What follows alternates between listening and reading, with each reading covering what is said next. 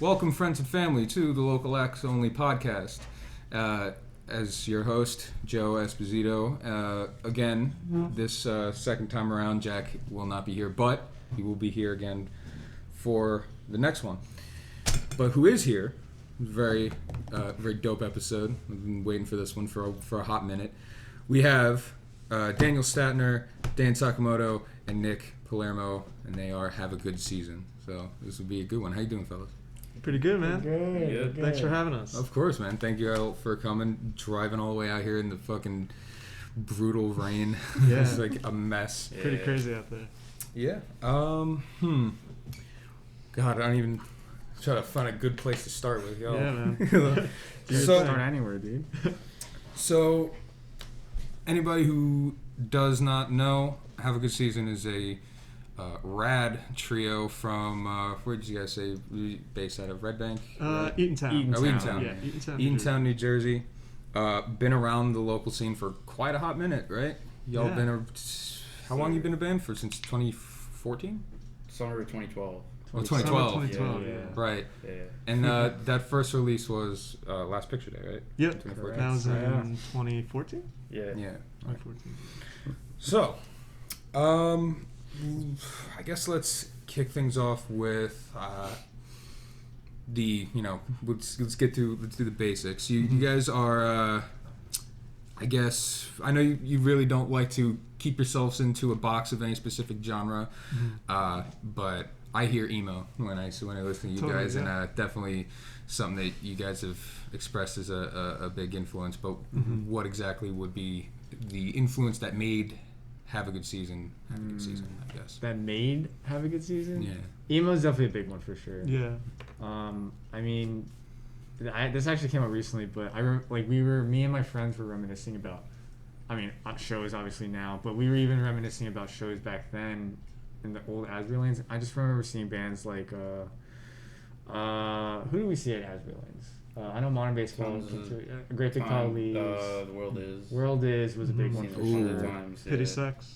Pity Sex. Yeah. Heavy hitters. And Yeah. even Into It Over It, bands like that. So that was personally for me was kind of my introduction to not only the scene but honestly the music itself. I was only listening to more just rock classic stuff. Same. So close around that time, when we started jamming, I think it was kind of common ground. Agreed. So that's why we definitely say emo is we all love it and say that it's we would categorize ourselves in that more so for our older material. So Last Picture Day, you mentioned, is definitely very much in that realm. Right. I'd say. When we wrote it specifically, I definitely remember.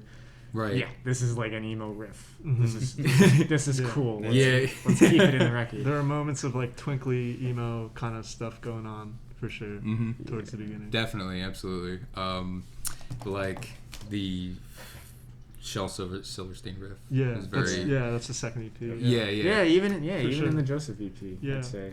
It sounds very. Oh my god! I thought about it earlier today. It sounds like a mixture of Hotelier with. God, what the fuck? Oh, you get Hotelier and Band of Horses. Word. A little. That sounds bit. cool. Yeah. Hotelier was a big one, I was honestly. gonna say we were listening to a lot of that. Yeah, I during that feel time. maybe there was a phase, a part in my life at least where I was straying away from emao stuff and maybe not finding anything that was really piquing my interest. But then that Hotelier album it sucked me back in for sure. Oh, yeah. Definitely a big influence. Bro, that record. Same. I was surface level emo until Home No Place Is There found its way into my life, and I was like, oh shit. That's still a top 10 record. Definitely. For sure. Oh, 100%. They took it off Spotify. Really? It's gone. Bummer. I don't even know why. I think it's Hotelier got signed to a different label or some shit. Now there's weird Oh yeah. copyright issues or Right. something. He's doing his thing. So what excited me the most about having y'all on here is the fact that everyone who is listening to the podcast or has listened to the podcast knows that I'm a fucking huge emo head, and now I get to have a conversation about that a little bit more in depth. So let me word this right.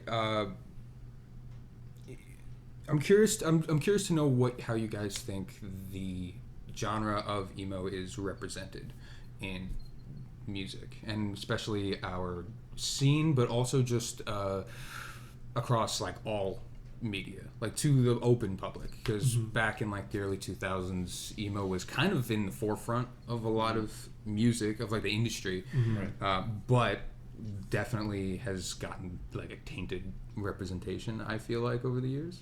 So like what do you guys think about that? That's a that's an interesting question for sure. There's a lot of answers to that. I think it's interesting that like so everyone, and I think being in New Jersey specifically, especially where we're from, like shore area like Jersey, I feel lucky that we experienced the emo scene kind of like firsthand, and just like real loose. But like Hags, even though we all relate to emo music and music that's tangent to emo, we also grew up around, specifically for us, like a lot of our friends were in pop punk bands. So like that was definitely like a correlation. And like I mentioned before, not that we've completely departed from that, from our most recent debut album. We still have like emo. People like say that we're emo. Some people say we're not so much emo. Some people say we're emo tinged. Like there's so many people like say all the same. And as far as like our like perception on like, I guess how like the popular media like perceives that. Yeah. I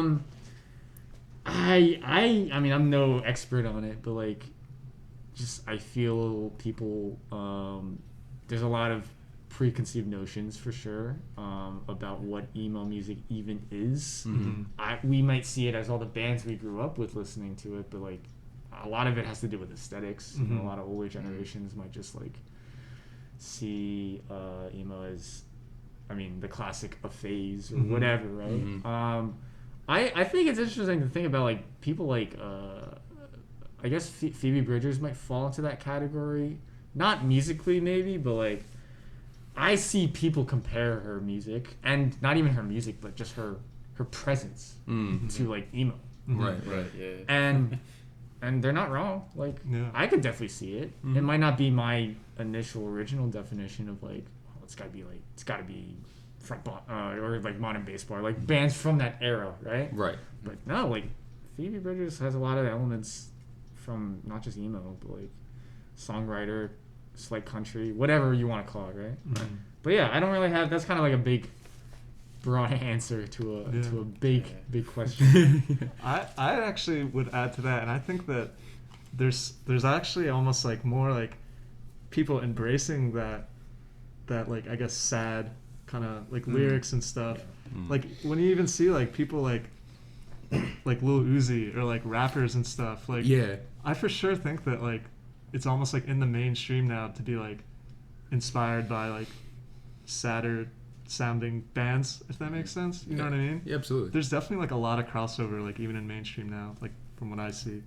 And I feel like I don't know. That's where I was going. Well, sad. That's what I was going for. Not emo, but like sad, like sadder themes and whatnot. Melancholy kind of. Yeah, exactly. And I think I only speak of Phoebe Bridgers just because she's the one name I can think of that's really making the airways right now with putting that in the mainstream. She's been doing features with people that aren't, you would never think to even be included in the emo or songwriter realm. She looked like she was on a Kid Cudi song, right? Yeah. Oh, really? And other collabs. Yeah. So that's to your point. That's exactly what you're talking about. For sure, yeah. And I will add one more thing. I wasn't implying that, like, I guess hip hop hadn't had, like, obviously like Kid Cudi comes to mind when I think of like sad rappers, and that was like a while ago. Yeah. Right. But I definitely do think it's more, I guess, Prevalent at the now. forefront. Yeah, more prevalent now. And I think that's pretty cool, you know? It's definitely cool, and I think it's pretty more like it's pretty broad because all genres of music are inspired by sad things because sadness is simply an emotion, and as musicians, everyone's emotional. I don't care what the fuck you play, but and especially with rap and hip hop music nowadays, because now in recent years, like that shit's kind of bled into like a puddle that people call emo rap, which is now a thing, and I think Lil Uzi kind of falls under that realm, or some people would say. Yeah, that's But yeah, that the idea of emo music being, pretty generally cumbersome kind of tones and vibes is also kind of a little ass backwards, at least from what I've noticed, because it's mostly, but emo is just like, shorthand for emotive or like emotional, whatever. Yeah. There's a lot of emo bands out there that are incredibly happy, like, like, which is crazy. Yeah. Like Origami Angel, for example. It was like the happiest emo band I've ever heard. That's a good example. Yeah, I guess you could view it as, defining the genre based solely on just like lyrics. And if they're sad lyrics, I don't know, somebody might just box them into an emo band, or like you said, like Origami Angel, I guess, has those like mathy kind of riffs and stuff, and someone might associate that with emo. You know what I mean? I guess it doesn't always. It seems like a cloudy kind of. People have different takes on what it is. You know what I mean? Yeah. And just the flip side of that is, just because a song is sad or something doesn't mean it's emo. I don't know. Yeah, no. Who really knows what the definition is? I don't know. Thank God we have the system. The fucking isthisbandemo.com. Oh, true. Yeah. Clears everything up. Makes everything definitive. Yeah. But yeah, it's definitely a big gray, like, it's like a huge tree, because like you have what like emo was back in like the 90s and stuff is incredibly different. And then like pop punk kind of got married into that family tree, and then that shit branches out with like the more twinkly type things, like tiny moving parts eventually, and then math rock found its way in there, and it's very very fucky, and now we have all kinds of like crazy sub-genres that you never even heard of. Like I remember like way back in the day when I first discovered jank, like, and I like looked up what type of genre it said. It was like art rock. I'm like, what the fuck is that? Art rock. What is art rock? So yeah, and but yeah, I bring it up. It's interesting because I always like to hear what people think emo means to them, because there was like a lot of controversy in like the early 2000s again, because with there was like a whole thing with like MCR and stuff, and then the misidentification with emo and like metalcore, so like bands like Pierce the Veil and stuff like that, and like it was shit on the fucking news, and the people like mass media being like, oh, this type of music is like glamorizing or endorsing like teenage suicide or some shit like that. It's crazy, you know what I'm saying? And it's like, nah, bro, we fucking play in backyards and wear like Goodwill clothes. I don't know what you're talking about. So. Interesting, yeah. I'll have to look more into that. To be honest, I mean, I might just like pull up the emo Wikipedia later and just like do some research. Oh, bro, you're gonna fall down a fucking rabbit hole, dude. There's like, you're gonna be seeing psycho band names you never even heard of. All right. So another reason why I like to bring this up is tone. But now getting on to your music. Holy shit. Gotta keep getting that pen. The general tone of Have a Good Season is, I find, like, incredible. I for like shapes I've never seen, I find it very impressive of how appropriate sounding you guys can go from a very like kind of joyous, happy vibe, and then straight into something that's like very cumbersome and melancholy. Side note, I thought it was very cruel to hit me with a song like The Softness of Lead and then go right into comics. I was like, they can't fucking do that to me. What are you guys doing? Our job has been well done, I suppose. So what I would say is, because of that thought I had, a track order is, how important do you think that is to the all-encompassing tone that a project has or an album, and how much like thought would you say you put into it? I'd say we put a decent amount of thought into it, honestly. Yeah, I would agree. Definitely. Yeah, we put it's, I mean, I can't even think of, like, do you guys know of any artists that you like that has, for a fact they kind of just didn't put any thought into the track listing?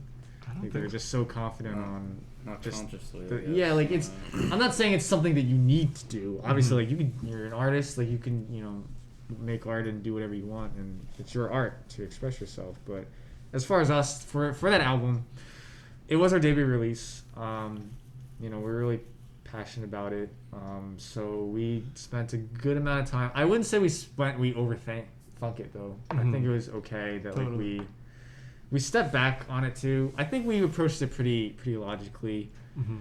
I think the number one common ground is like emotion. Like we definitely, the way we organized it is for sure on more of an emotional kind of journey. Right. And then backed behind it is the tone, as you were saying, instrumentally or thematically or whatnot.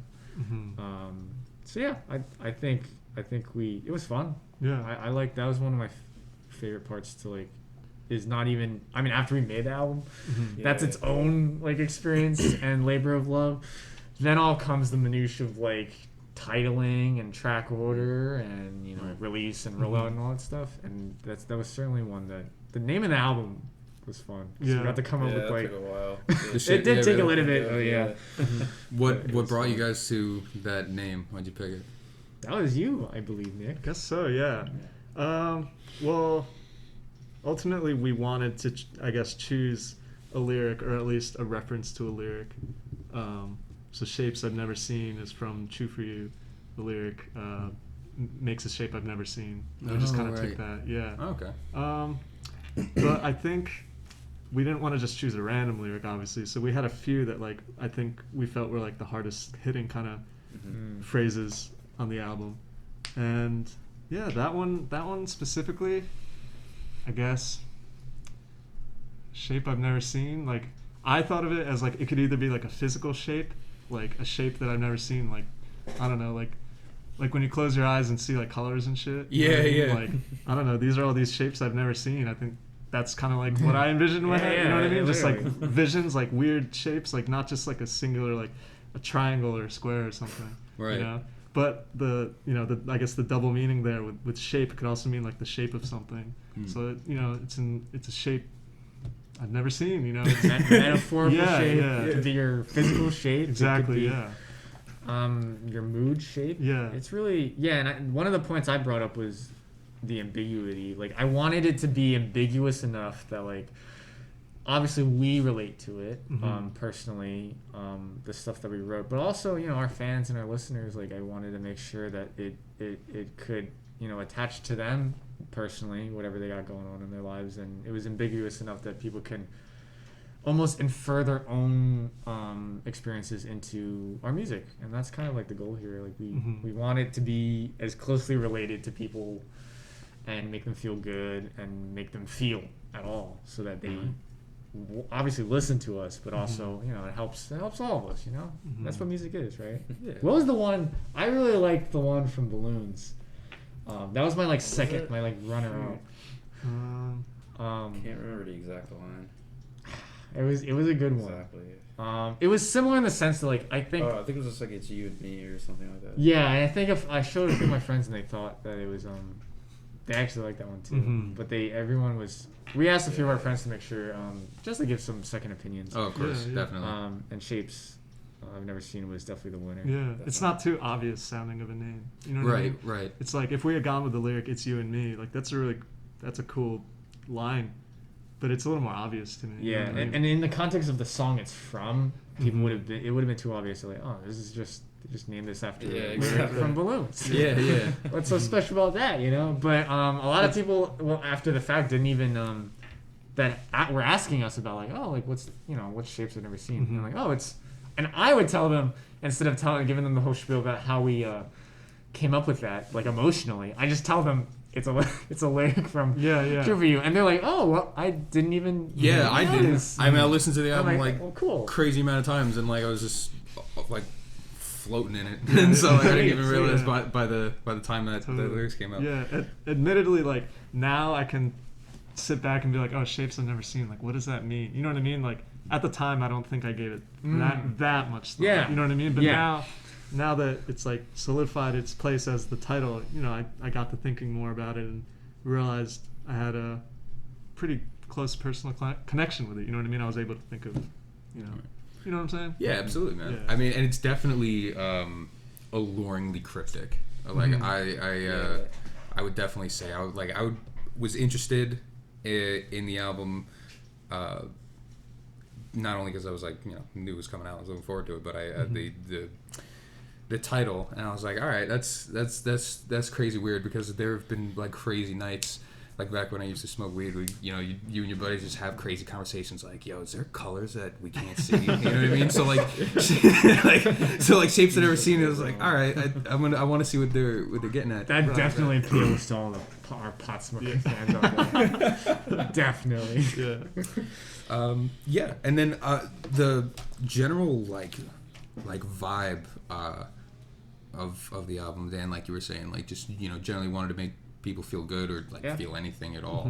I don't know. I mean, and Nick, what you were saying before definitely rang true about the title. For me, like what I thought of is a lot of. I feel like there's a lot of perspective, even like overtones in the album. At least from what I envisioned, is that there's everything, even like lyrically, is very perspective based, and shapes I've never seen kind of allures to the idea of like getting a new perspective on something, and it kind of in like a joyous way. I mean, even like the album cover is like got like shapes on it, kind of like a kid's like fucking shape toys or whatever, and it's like the whole album gave me like very childlike wonder. Cool.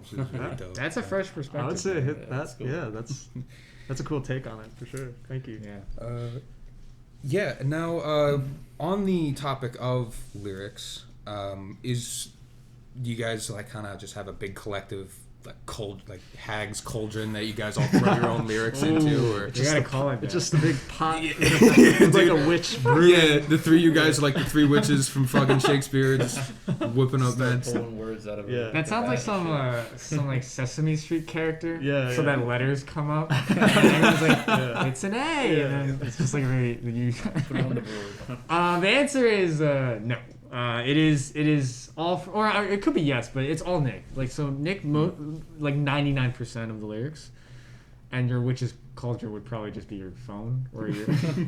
my oh yeah, you have a lot of your notes. Your lyrics in my your notes. Yeah. And also on paper. Yeah, my phone notes are definitely like whenever I hear a phrase or like learn a word that I think is interesting, I'll like write it down in my phone, and like there's just a shit ton of things in there that I'll never use, but some of it happens to find its way into songs. You know what I mean? Definitely. That seems like a very common like practice Totally. when people do stuff.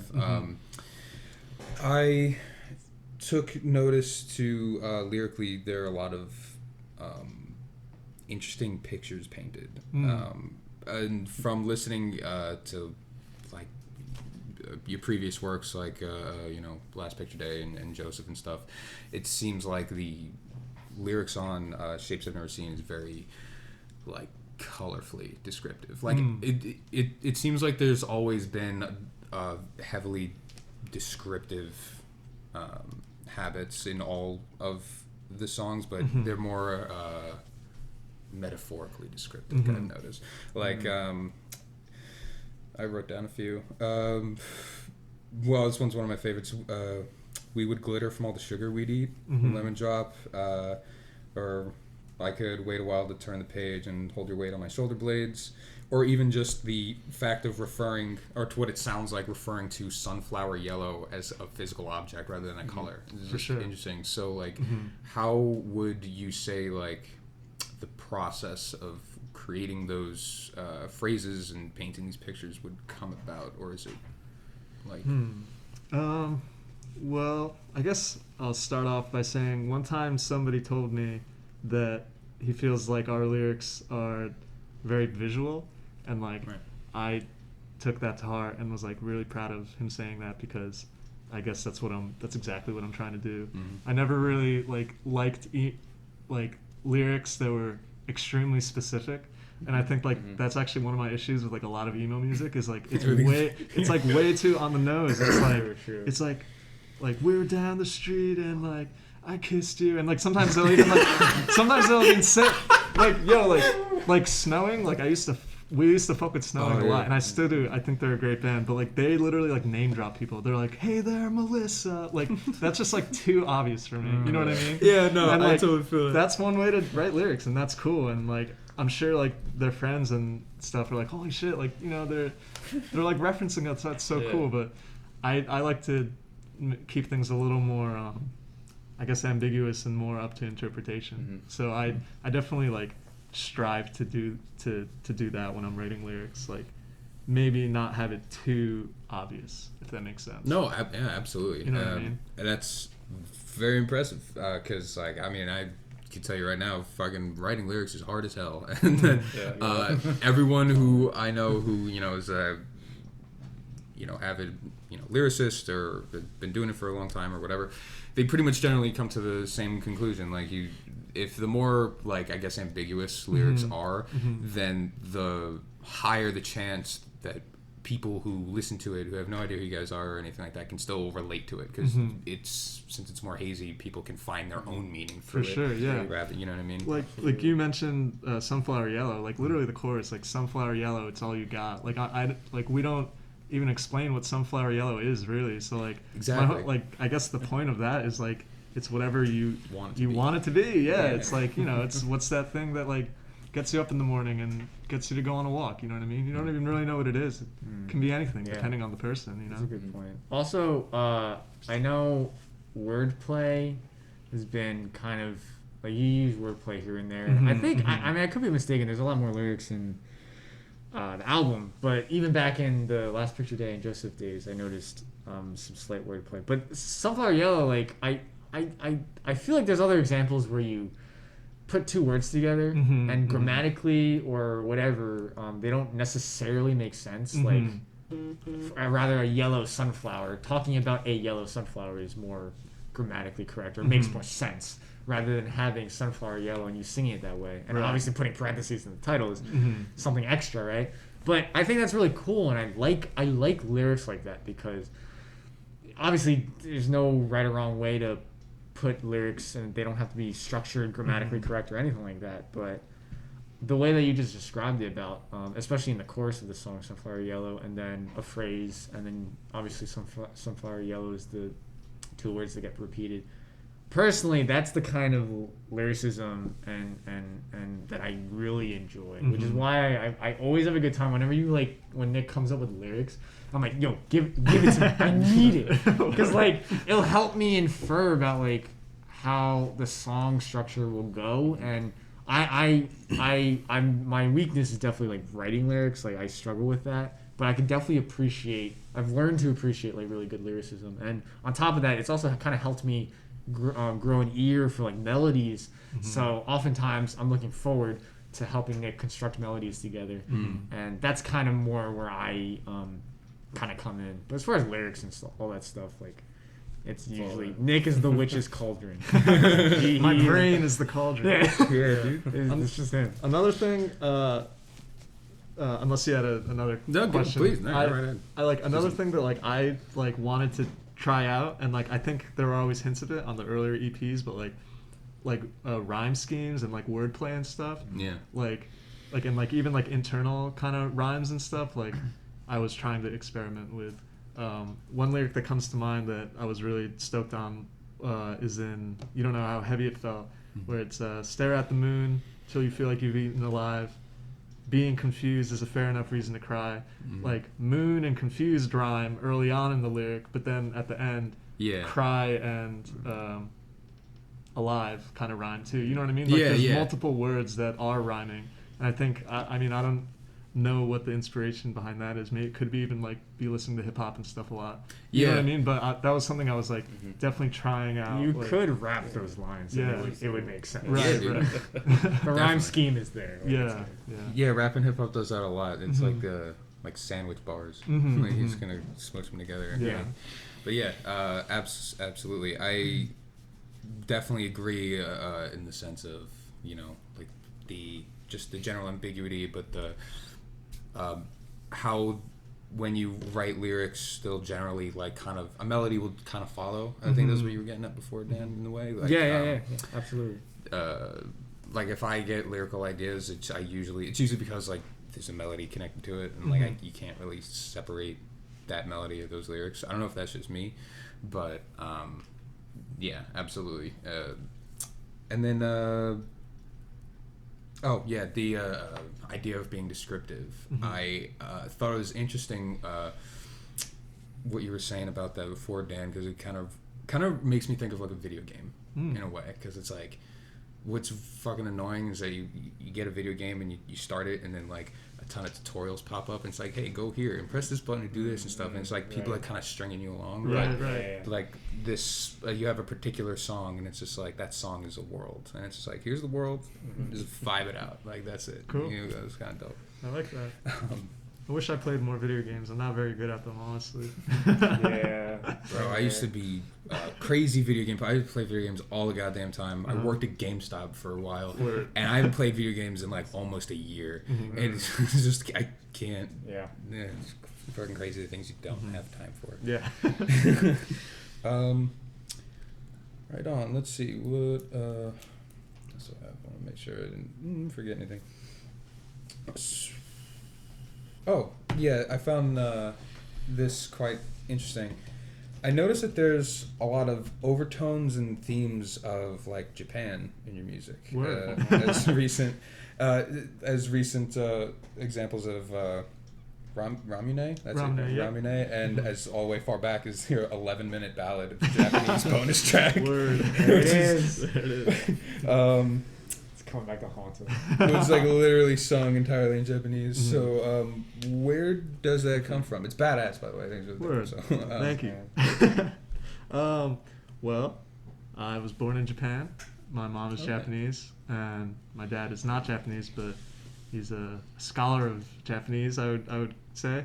And the language and the culture have always just sort of been a part of who I am, and it's spoken in the household, and I watch Japanese TV and read Japanese books and all this kind of stuff. So I think inevitably it's like sort of weaved its way into our music, and it's also something that I guess we're proud of. So why not reference it and sing about it and stuff? You know Hell what I yeah, mean? awesome. Like a lot of my memories personally, like from being a kid and stuff, are like spending a summer in Japan, seeing family and stuff like that. So I think that's always just something that's in the back of my mind, and it's a part of me, and it shows in the lyrics, I guess. Dude, That was a long-winded ass response. No, that's fantastic. It's really I feel like rare to see musicians being like that committed to their roots, I guess, so to speak. Yeah. I mean, these guys also have their. I mean, what I about you wish I could say that same answer, but I kind of live vicariously through Nick. Yeah. Because I am also half Japanese. I'm half Japanese and half Korean, but I was born in the States. I'm all for Japanese, my heritage and Japanese culture in specific. I've been to Korea before. I've had many plentiful experiences there. I've never been to Japan. Would obviously love to go at some point. And I don't speak the language. So obviously for those examples that you showed, Nick's at the helm of that. But I mean, there's correlation. Like there's a lot of like cool like Japanese like emo and the indie scene and math rock and all those bands like Toe and my god, all I forgot that about stuff. Toe. Toe is gnarly. They're So, one like, of the goats. Exactly. Oh my god. And we all like Completely we all forgot fuck about with them Toe. so much. And there's maybe there might be like a 1% like inference of like I think this guitar like kind of reminds me of Toe for us. So but most people wouldn't categorize us in that in that to them. But there's correlation, right? Yeah, like, absolutely. And yeah, like I think that's awesome that you can as far as your actual experiences in Japan and like remembering like a summer you spent in Japan and whatnot, that is something you could definitely benefit from to express in music like this, especially if you're speaking the language, like in Japanese bonus track. And I mean the translation. If I remember the translation, there's some of the translation for the I wanted to Japanese ask. mountains. Yeah. Something like that. I honestly don't really Remember. We haven't played that song, and I've like avoided listening to it for a long time. Oh no, why? It's just I mean it's cool, you know, we're happy that it exists, Yeah. but I don't like Yeah. I don't Yeah. like go We were, back like- to it that often. We were like 16 years old when we recorded it. Yeah, Yeah. exactly. You know, that's an example of being too on the nose, I think. That I was like, okay, the song is called Japanese bonus track. The lyrics are in Japanese. Like, the lyrics are about, like, climbing a mountain and, like, having, like, I don't know, some experience. That, to me, like, is, like, I guess, a little too specific and, like, you know what I'm saying? Like, Yeah, for I me can- personally. Yeah, no, I Like- can definitely feel that, but And it's something that I learned from, like, oh, this is how I used to write lyrics and, like, you know what I mean? But, like, Yeah. now I want to try something else. You know what I mean? hell yeah. If No, that I makes definitely, Yeah. I definitely feel that, especially like, yeah, when you write something when you were like 16 or whatever, and like me and all my bands, we've had way too many of those experiences where you're like, you're in the moment or like during those months where you're writing, recording stuff, you're like, oh, this is gonna be sick, and then like 4 years from now, you're like, that sucked, or, like, or you just like hate, like, or you Oh, as yeah. the personal contributor of that art can't like Right, look back right. to it for Yeah. whatever reason. But as like an outsider, I thought it was like interesting. I thought like because out of all the songs on Last Picture Day, and be like, oh, this one's literally just called Japanese bonus track. That's interesting. And then I started listening. I was like, this fucking dude's actually singing in Japanese. That's crazy. And I don't speak Japanese, so I had no idea what the lyrical content was about. But I still like listened to it like multiple times. It's still Multiple times. yeah, like maybe like 3 or something. Right. Like that. But- 30 That minutes. that takes up your whole day. Got no time for anything else if you listen to that song 3 times. Absolutely. Dude, I was gonna relate the fact that we made or that we let it slide on the Right, 11-minute right. song kind of correlates to what you're talking about, like how you used to kind of, it was too on the nose for your personal taste, and like it wasn't something we were actively thinking about writing an 11-minute song, but in the same spectrum, it's something that maybe we should have put a little bit more consideration into. Right, right. And you know, we were, you know, I definitely would just the reason why is because we were, you know, young and naive at the time, and we were just like writing riffs that we liked and putting them together and not really caring too much about, you know, radio friendly kind of music at the time and yada yada yada, right? So 11 minutes kind of just happened because we put all the things that we liked together and like, well, we're not going to cut any of this. Right, We love right. all of this. Yeah, Yeah. I've always, And yeah, I've we always did felt that it was. Sorry, my bad. No, you're fine, dude. Yeah, that's it. It's basically because people ask why, like, oh, like what was the inspiration for like making like a ballad or an epic like that? And I literally tell them straight up, I used to be like, well, you know, we had all these parts, blah blah blah. The answer is we did not even think about it. Yeah, We just kinda rolled with it. just Yeah. did it, and then we just like it just came out to 11 minutes, and we just like that's fine, right? That's no one's gonna stop us. This isn't illegal. But Right? we took a risk. You know what I mean? Yeah, Exactly. we did take it. Yeah, But you know. I'll say like I didn't fucking notice. Like Right, when I right. like, and it's again like a long time ago. When I first discovered you guys and I listened to Last Picture Day, I had no fucking clue that song was 11 minutes until after I listened to it, and like, and then like I literally just picked up my phone now for the first time. I went on Spotify and it was like, oh, it's like 30 minutes. And I like for the whole like, Yeah, yeah, and I was yeah. like, how did I not notice this? I was like, how do these dudes make 30 minutes 5 songs? Like, I always like kind of thought of that song as like 2 songs though. That's To true. be Right, fair, you know yeah. what I That mean? is Like, true. It's like there split is in the like middle. it's split in the middle, yeah, Yeah. and it starts in Japanese and ends in English. right. I always kind of imagined it in 2 songs. in a Yes, way. absolutely. But expect more songs in Japanese in the future. Ooh. I think. yes, You know, yes, yes, I yes. think that'd be cool to expand on that idea. Absolutely. Speaking of that, I guess be a good transition to talk about what is Hags up to now when it comes to some cooking happening. Yeah. Oh, he's my, no. That's the one drawing the witch's Yeah. cauldron at this Yeah. point. Nick just got the mad scientist fingers going on, bro. Can you hear this? What do we? I mean, y'all can hold your cards close to your chest, but just had to ask. we can spill the beans. Yeah, we're definitely in writing mode right now. We're demoing mode. Yeah. We got a lot of ideas. We're putting a lot of stuff together and demoing them at Sakumoto's house. And you guys want to add on to that? Yeah, the writing mode encompasses all of that. And like a lot of artists nowadays, stuck in Corona. Everyone's just kind of writing and doing what they can on their own time. But aside from that, we do. I think it's no surprise that we have a music video coming out. I think it's been pretty obvious. Yeah, hinted at it. We've definitely hinted at it, but it is a music video. So we have a music video coming out. We have some other cool content. We've definitely been in a bit of a shell as we are writing and demoing, preparing for the next release. But underneath that, we're trying to, that's why we did the live vinyl session thing, because we wanted to. It was only a handful of people were gonna get it pre-orders, since we could only do a certain amount of time or orders in a recording sesh.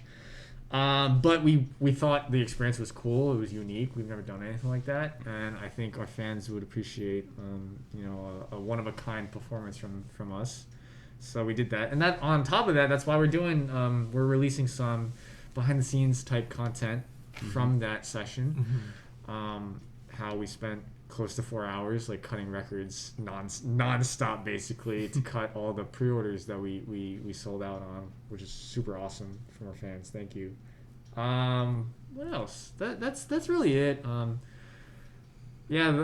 big on the writing mode, like demoing and focusing on the new stuff. New music is really number one at this point. I'm ready as fuck for that. I'm looking for it. Right on. As for like writing and demoing, what's that usually like for you guys? What's the energy like in the room? How's that work? Is it like chaos, controlled chaos, or like I don't know, like in a way? Honestly, sometimes I wish it was chaos. Yeah. Because I feel like you hear crazy stories about like people coming up on the spot and just like chemistry just flowing, and like people taking risks in the studio and yada yada yada. Just kind of like a glorification of like of people. The one take is the one take he messed up or whatever, and it made it onto the record. And I live for stories like that, because it's those are the people we look up to and think are like quote unquote perfect, or like they're just like gods among us, right? But in reality, they're just true artists doing their thing, and they're just in the thick of it, in the writing mode, right? And like I do agree that I feel like we're in that for sure. We're pretty. You mentioned chaos. I would not say that our sessions have been chaos. Pretty tame, actually. It's just three of us, and I've been recently spearheading like demoing and whatnot since I'm into production and stuff. So it's been cool. It's been tame. It's been super chill. Scheduled. It's been super chill. It's been progressing. Boring is basically it's been boring, but we're making headway, so I think it's good. I think like the way that we write and demo is like these, save for a few other songs that we haven't completed yet, like these are songs that we've been practicing like in my basement for a few months now. So like all the obviously when you're recording you come up with new ideas, melodies, guitar lines, etc., but the songs are finished for the most part, I would say. So like we usually like practice the songs quite a bit before we record them.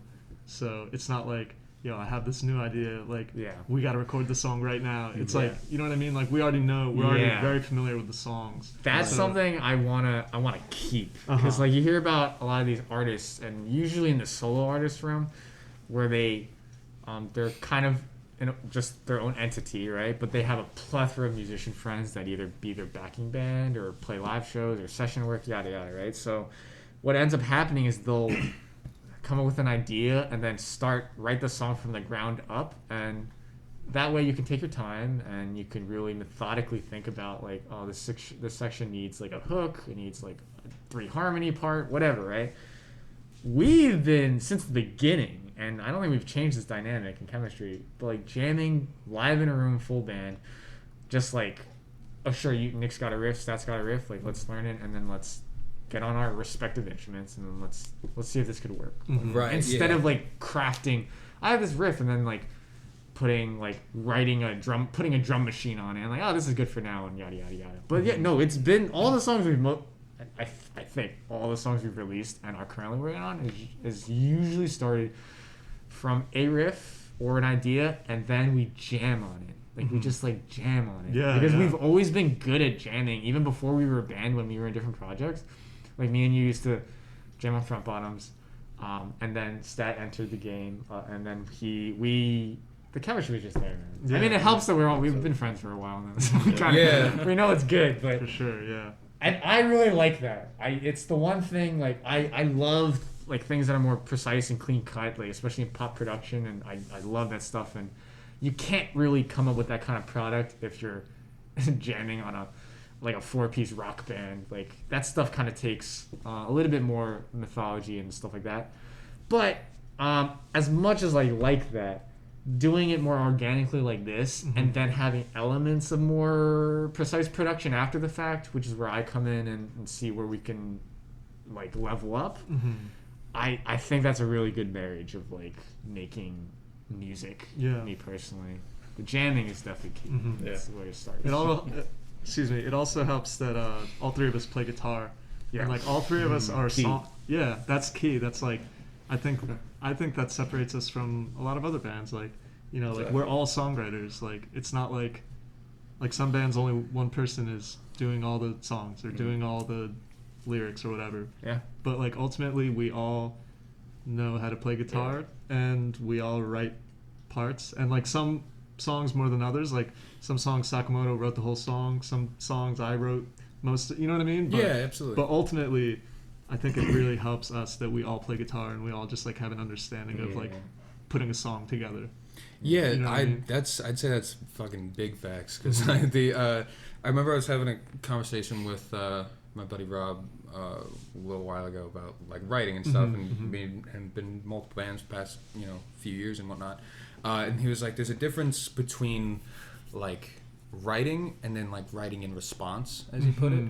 So like how you said, if you get a band but one, maybe two people are kind of songwriters and stuff, like everyone in that whole band, i.e. like writing their own parts or like giving feedback or giving new ideas or something like that, they're all songwriters, but it's in a sense they're kind of writing in response to something that's already like I kind of like that. Yeah. That's a cool way to look at it. Yeah. That I can fully say that I do that a lot with you, Nick, because you'll like you mentioned before, there are some songs where I kind of just flushed out the whole thing, and then obviously we clear with everyone and like, is this structure good? And like, oh cool, it just flowed out of me, right? Like I'm sure Nick, you could say the same thing and Stat as well. But then there's other songs where it's more like half a song or maybe just a riff, and then we'll go back and forth, and the song will end up being a pretty even split of all three of us writing it from the start, and whatnot. And for example, like when you approached me with a riff. Maybe I'll use "True for You" for example. Nick came up with most of the guitar riffs. I'm like, oh, this is like a rockin' kind of song, but like it's missing. It's just a bunch of riffs, and we need to make it into a song. So like I come in and see how I can respond to a riff that you had. Right. Because it's missing something that comes after that. Another riff or another section, a bridge, maybe whatever, right? Yeah, you write fire bridges, dude. I'm so bad at writing bridges. Like sometimes I feel like I'll write a song and it'll just be like verse, chorus, outro, whatever. You know what I mean? Right. Pretty standard kind of thing. But yeah, you always seem to Fire like bridges. yeah. That's You my always resume. put like this like really nice like piece that was missing in this song, and it's like. Word, now it's complete. You know what I mean? I appreciate that. Thank you. And I honestly don't have like while I am aware of like what I'm doing, I don't really have an answer of like my thought process. Like I've always just it's just from my personal listening experience, what I've listened to. Honestly, I take a lot of that into the reason why I love a lot of like pop songs. Like yeah, they might be like generically structured, it's like verse, chorus, bridge, or something else, and then whatever, and be super short. I think that's what makes a really great like contagious like pop song that like you want to sing to and whatnot. Totally. Yeah. And people have flat out just called us. I've heard people call us pop rock or slight, not pop rock, but what am I thinking? Power pop. Power pop. Yeah. Power pop Yeah. for sure. Yeah. Some people have just said straight up, that song's more poppy. Yeah. Blah, blah, Yeah, blah. yeah. And like, yeah, we totally embrace that. Like, we want people to sing along and like not be too long songs. And for example, like True for You, like is structured. Yeah, it's not pop in the sense that the guitar riffs are like pop rock songs or whatever, but like we were mentioning like Title Fighty, like basement vibes. We were trying to go for I just love the riffs. So when I came in with the bridge, and like honestly, I use bridge as like any other part that's not like the verse, the chorus, or the outro, or the intro. It could be an interlude, or I'm not super techie with like the terminology here, but Just bridge. Yeah, exactly. B section. B section. Yeah. So I came in with I guess the bridge for that song is is that where the Shapes I've Never Seen? Yeah, it is. Lyric is. It is. Yeah. Okay, so where that lyric is, that section is, I kind of just took the chords that were already being used in the riffs that you're doing, and I was just like, specifically for that example, it was kind of a departure from the riffs, because the riffs are cool, but you can have a song that's just riff after riff after riff, and like there's no break. You need to break up that monotony, right, so that the listener can have a break, right? So they, it's cool chord progression. It's a different progression. Slight different ideas, and then I honestly didn't have to do much for Nick to come up with a sick melody to come up top of that to really change it, and the melody is completely different than the verse melodies and the variations that you do between the verses or the choruses. So that's a bridge, and that's a bridge that we like. Yeah. So that's why it's on the record. For sure. That's fucking textbook, man. I get it. Yeah. Fucking it's very interesting the way you put it, because anybody listening knows I'm gonna say it, the J word. It's gonna come up, jazz music. Those all the fucking time. But back in the day of like when jazz was at its prime, it was the pop music of that time. Yes. And Thelonious Monk once said, what the fuck was it? I don't want to fuck it up, but it's a B section is supposed to make the A section sound better or sound good, and like it's pretty much like kind of Cool. the formula. Yeah. Totally it seems like you embrace got that down to I a totally science. embrace that. Which- Yeah. Pretty. You gotta make the listener Yeah. forget how sick the first riff was, Yeah, and then re-listen to it and think it's just as sick as the first time they listened to Yeah, it. definitely. I was reading a cool interview with Tony Molina recently. I don't know if you fuck with his stuff. It's like power pop kind of stuff. It's like Is he like a solo like artist? Weezer. What's up? Is he like a solo artist? Just goes. Yeah. I Oh, think okay. he's played in like hardcore bands and stuff, but his solo project is kind of poppier. Like it ranges anywhere from like sounding like Weezer to sounding like the Beatles or the Byrds or whatever. Like really just catchy kind of stuff. Right. And all the songs are hella short, like really short. Like the whole album is like 14 minutes, like that kind of short. And he mentioned in the interview, like he's like, yeah, like I guess like I write the songs short because like if they were any longer, like trust me, like they wouldn't be interesting, or like they just wouldn't have anything else to say. So like they're short because he just feels like they should be short. And like not saying our songs are short, but I guess what am I even trying to say here? No, I We kind of adopt like- that mentality. Yeah, for sure. It's like a good mentality to adopt. Keep things interesting. You know what I Right. mean? Especially in the recent. Right. Especially, I mean, conclusively with the Japanese bonus track, like we just said that we weren't really thinking about that kind of stuff back in the day. Right. And even Gum seems to be the song in our discography that's been like the bridge or the point in which we really made that transition into. Okay, like we're still fans of emo and emo tangent music and whatnot, but like this type of stuff, like Nick came up with Gum, and I just loved the lush chords and like, but obviously I was like, this is a little more like poppy for us. But then from then on to the album, we kind of embraced that, and then the songs on the album are like they're not short if you want to go by radio friendly Right. means and whatnot. Some of them are on the 2 minute, like 1 or 2 or like 2-3 minutes, which is there, but most of them are closer to the 4 minute.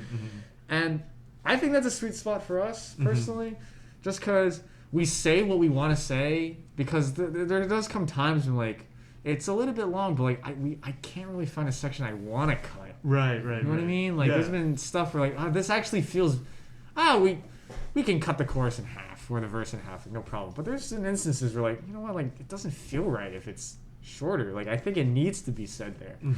And yeah, like the methodology of like creating hooks and like bridges and interludes and whatnot is just tools we use to make a 4 or 5 minute song not seem as long as it really is. For sure.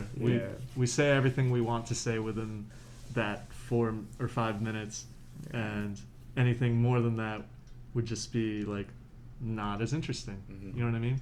Yeah. I guess. If that but we makes don't sense. want to make it like 2 minutes. Yeah, exactly. We gotta find a We're not happy gonna. medium. We're not gonna be like I said, like this Tony Molina dude. Like I don't think we're gonna have a 15-minute album of 20 songs anytime soon. You know what I mean? Yeah. But his way of thinking, I resonated with. You know, saying what you want within the amount of time that the song is, and yeah, I don't know. I think it's a good way to think about writing songs. Yeah. You know what I mean? I think you hit the nail on the head when it comes to the core aspect of that is interest, and like the song should be however long it needs to be. You know what I mean? So having a 5-minute song is totally fine as long as it's you can keep it interesting or hold someone's thing. And I think a part of the reason why most songs nowadays in common music are getting shorter, I've mentioned this on the show before, is that it seems like in modern day music, fucking people lost their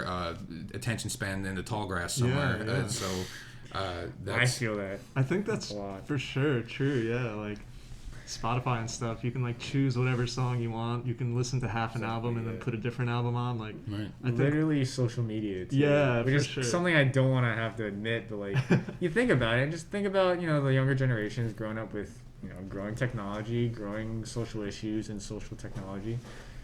It's being catered to shorter. You want to watch this quick funny video or this quick audio clip, 15 seconds. Like that's sick, but like I'm not saying that's like. There's no scientific basis on like that's why kids' attention spans are like shortening, but it does beg the question, like this is what's being benefited towards, which is not long prog rock songs of the 70s that are being forgotten about in this day and age. So I think that's a good point you bring up about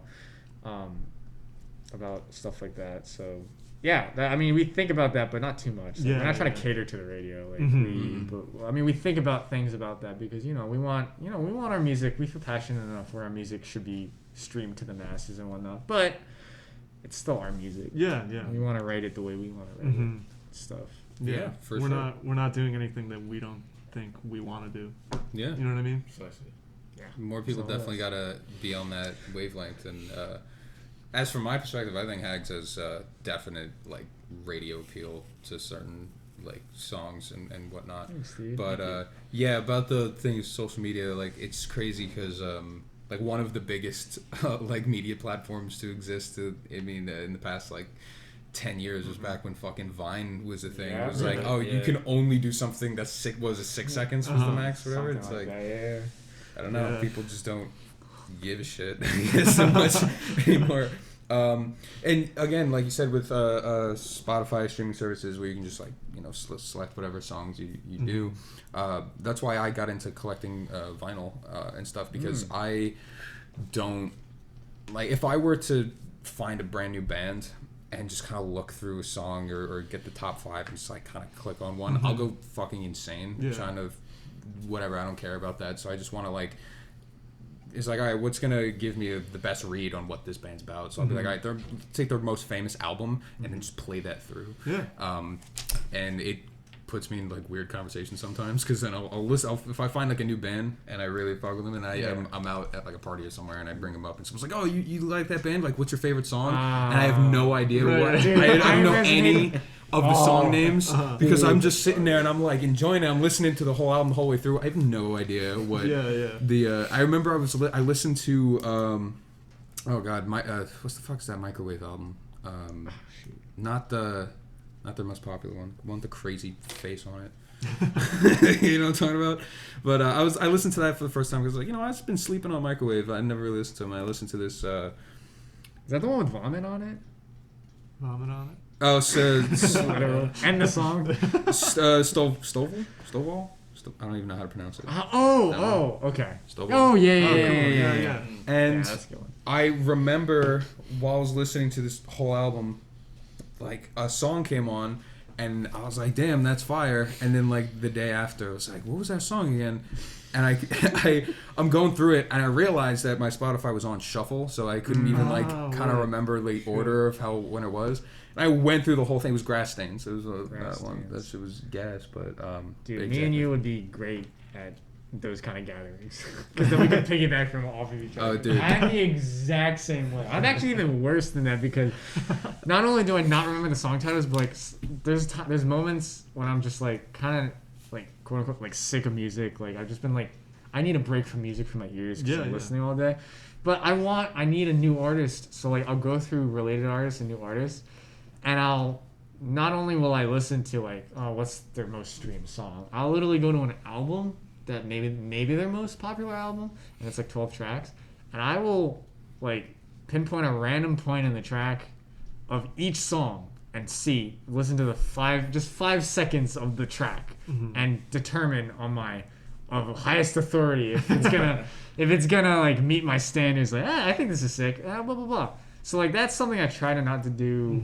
It's not like crazy bad, I'd say, but it's a habit like I'm trying to not to do all the time.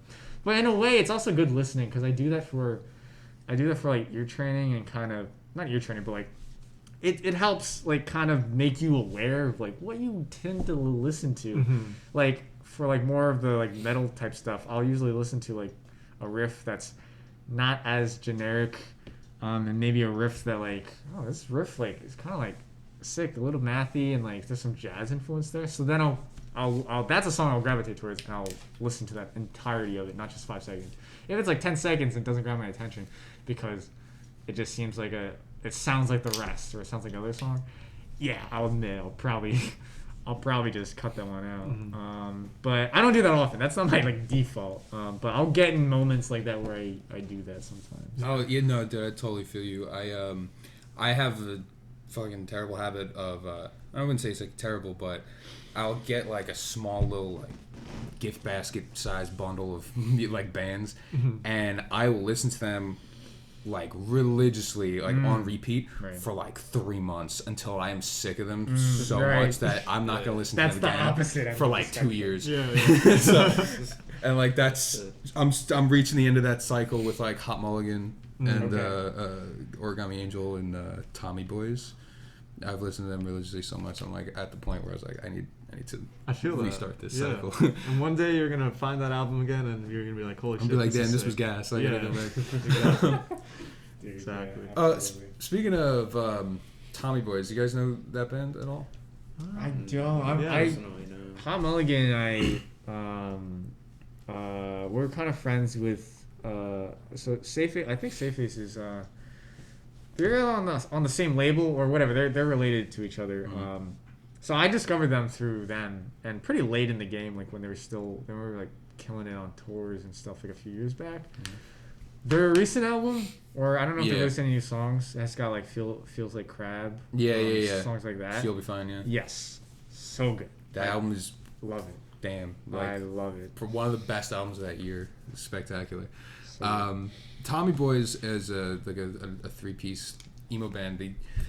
From San Francisco in like 2015. They made one album and they broke up like that very year, and they like went. It's one of the best emo albums that I've ever heard. It's gas.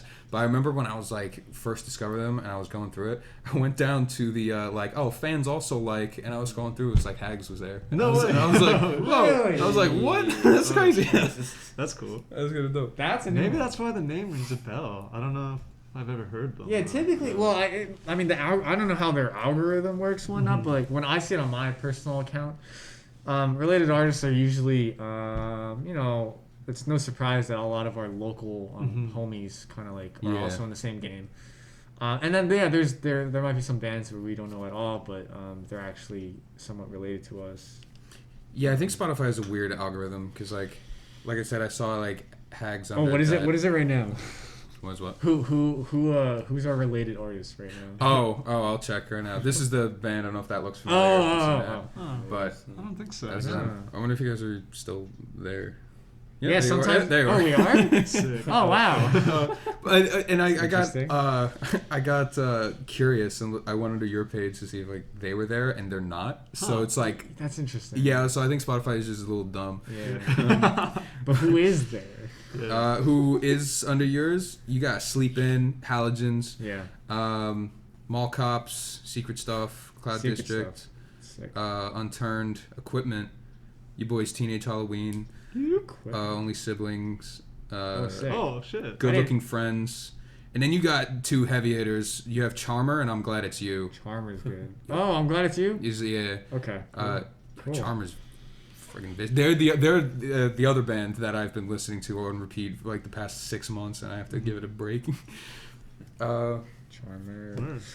That's awesome, man. Yeah, we love. I remember when we first got. I don't think we're verified on Spotify, like blue check marks. But when we first got on there and we were getting followers and whatnot, seeing the related artists was really cool to see. Just because like they definitely changed when we first saw them, but it was just like crazy to me that like a band that I was listening. I can't remember the specific example, but it was just like bands that like were I looked up to and like oh wow they're one of our related artists on Spotify. Like that's pretty sick. Yeah. And it's cool to see the homies on there too. Halogens, homies, Secret Stuff, Teenage Halloween. It's good stuff. I think part of it, like, there has to be some sort of location factor, for sure. demographic that's into the algorithm. They're definitely like Definitely. cross-referencing some bullshit. Like if you took a photo on Instagram and they see like Nick's face and Nick's with dudes from Teenage Halloween, it's gonna be like, Like, these only- two dudes I are was related. surprised. They like black market sell that shit to that info to Spotify, and I was like, all right, these dudes are related. Cool. Only sibling is I was surprised because like I wouldn't say they like. I mean, me personally, like I wouldn't necessarily say our music would correlate with each other, but that makes sense on a location factor. It would make sense that they're related. For sure. Yeah, it's also could be like not exactly what we think because the way Spotify states it, it's not like related artist. It's like fans also listen to. Right, so it could be a little bit different. Okay. True. I never thought of that. But whatever. Spotify. That's how streaming services be. Whatever gets shit into people's ears. Yeah. Um, It's good. Want to backtrack a little bit because while we're on the the old days of Hags, I wanted to ask all three of you if you could describe from your perspective what you think the progression of Have a Good Season has been like. If it's drastic, or like how you guys have refined not only as a band but through writing, demoing, and overall like music in general tone. Like how has this band like progressed, or what do you see as the progression of Have a Good Season? This could break the band actually. depending on our answers. Nick, why don't you start? Shit. I think if you like look at it like point A and being where we started and point B being today, it seems drastic. But I think if you really think about it, it was pretty gradual. You know what I mean? Like you can like, I feel like we can hear like the I guess maturity and like just the progression from EP1 to EP2, from EP2 to Gum, from Gum to the album, and from the album. Yeah, exactly. You know, it's interesting to think of it of like a timeline and like growing up and stuff. Yeah, exactly. Yeah, I think that nailed it. I'd say like there's definitely some kind of timeline, even from like you said like an EP to just like a single. Like that was a big gap. It was also there was like a bit of time between those two releases, right? Yeah. The single and the album, there's quite a bit. Yeah, it was like 3 years between. Right. Like that. And then I remember that actually also goes back to something that popped in my head earlier. How you guys seem to take your time with shit. I've noticed. Like how Nick, you were saying, when it comes to the writing process, you guys you make sure you really know the songs and practice and stuff. I don't know who told me, if it was like you or if I heard it from Noah or something, but the decent amount of the songs on Shapes I've Never Seen, like you guys had written like a few years before the album came out, or like in advance for a while. Yeah, I think so. I was actually going to point out that you mentioned the time, which is of course true, but back in the day between the EPs, the 2 EPs, most of the reason is because we were all in school, and some of us, so the order goes Stat, then Nick, then me, grade wise. So like, once we were leaving high school and whatnot, and me specifically, I went to my freshman year at a college, was at a college that was very, very far, so we literally couldn't get together, and that's why the Joseph EP was like pretty later on. And then Gum, and then after, it took us a while to like get a single out, and that's because of that. But this, as far as Shapes, I would actually say most of that reason is more so planning and preparation. The songs were written, I would say, probably in the fastest time that we've ever written a body of work. Right. Like, I don't know, like, it just, my timeline could be skewed, but like, it seemed like we had 9 songs for this album already, on like a whim already. And then none of the songs, there's 12, right? 12 songs, 12 songs on Shapes. None of them felt like we had to take our time, or not take our time, but like take separate time to be like, okay, we want 12 tracks on the record, but we only have 11 right now. So we need to make one from scratch, like a deadline, or like for like a label or something. That was definitely not the case. We had like basically these 12 songs that all 3 of us had, and seemingly like it just came out of nowhere. And then from then we tackled each one, demoed them out, put as much time and effort and love into them to make sure they're where we wanted it to. And I would say that we did the demo process a lot faster than how we're doing now. It kind of just all came together. Yeah. But then, obviously, we got it basically like 90% there. And then it's studio time. Obviously, the booking and then waiting and then preparation and mixing and whatever. That all time is allotted to that. So that's why we recorded Shapes in the studio finally 2019, right? Yeah. And then it didn't come out until the year later.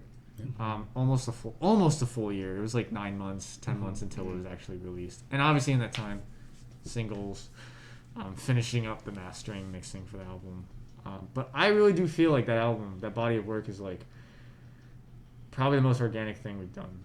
Just the songs, the music kind of just like really just came out of nowhere. And now I feel like the new material is like not a departure from that, but like we obviously want to make something better than that. So like we can't guarantee that like, oh, we could let's just not think about it and like just be carefree, and I'm sure the same thing will happen again. Well, if you're like a crazy artist that's doing well right now, like that probably will happen. But like the fact of the matter is, we're different people than we were 2 years ago, 3 years ago, right? So like now, and I think we're better people for sure. We've grown. So since then, an example is we've all gotten better at playing and performing, and But I've taken up production. Demoing's been easier. Writing melodies and leveling up on things that we really liked, for like on Sunflower or Shapes or any of the songs on Shapes. We like that. Now, how do we make it better? Yeah. How do we make it like? We just want to make it.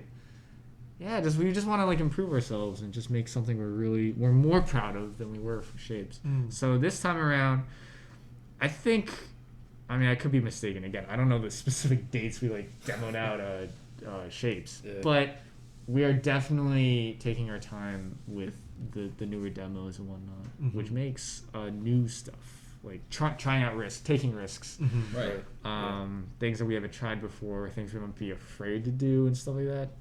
That's where I think is where we're headed. So I think I'm really excited about that. No pressure. Yeah, but also no pressure. Like exactly. Yeah, because like you're in the studio, or even not even the studio, because you guys, I don't know if you like book studio time when stuff like that, where you know you pay by the hour type vibe. But like if you do demos like at your place and stuff, you know, that's the time to start fucking around because just who cares? It's not gonna make a difference. Yeah, absolutely. And then like that crazy idea that you had, and it's like, I don't think that works there. You know, you just push that file away, and then maybe you get another idea out of it.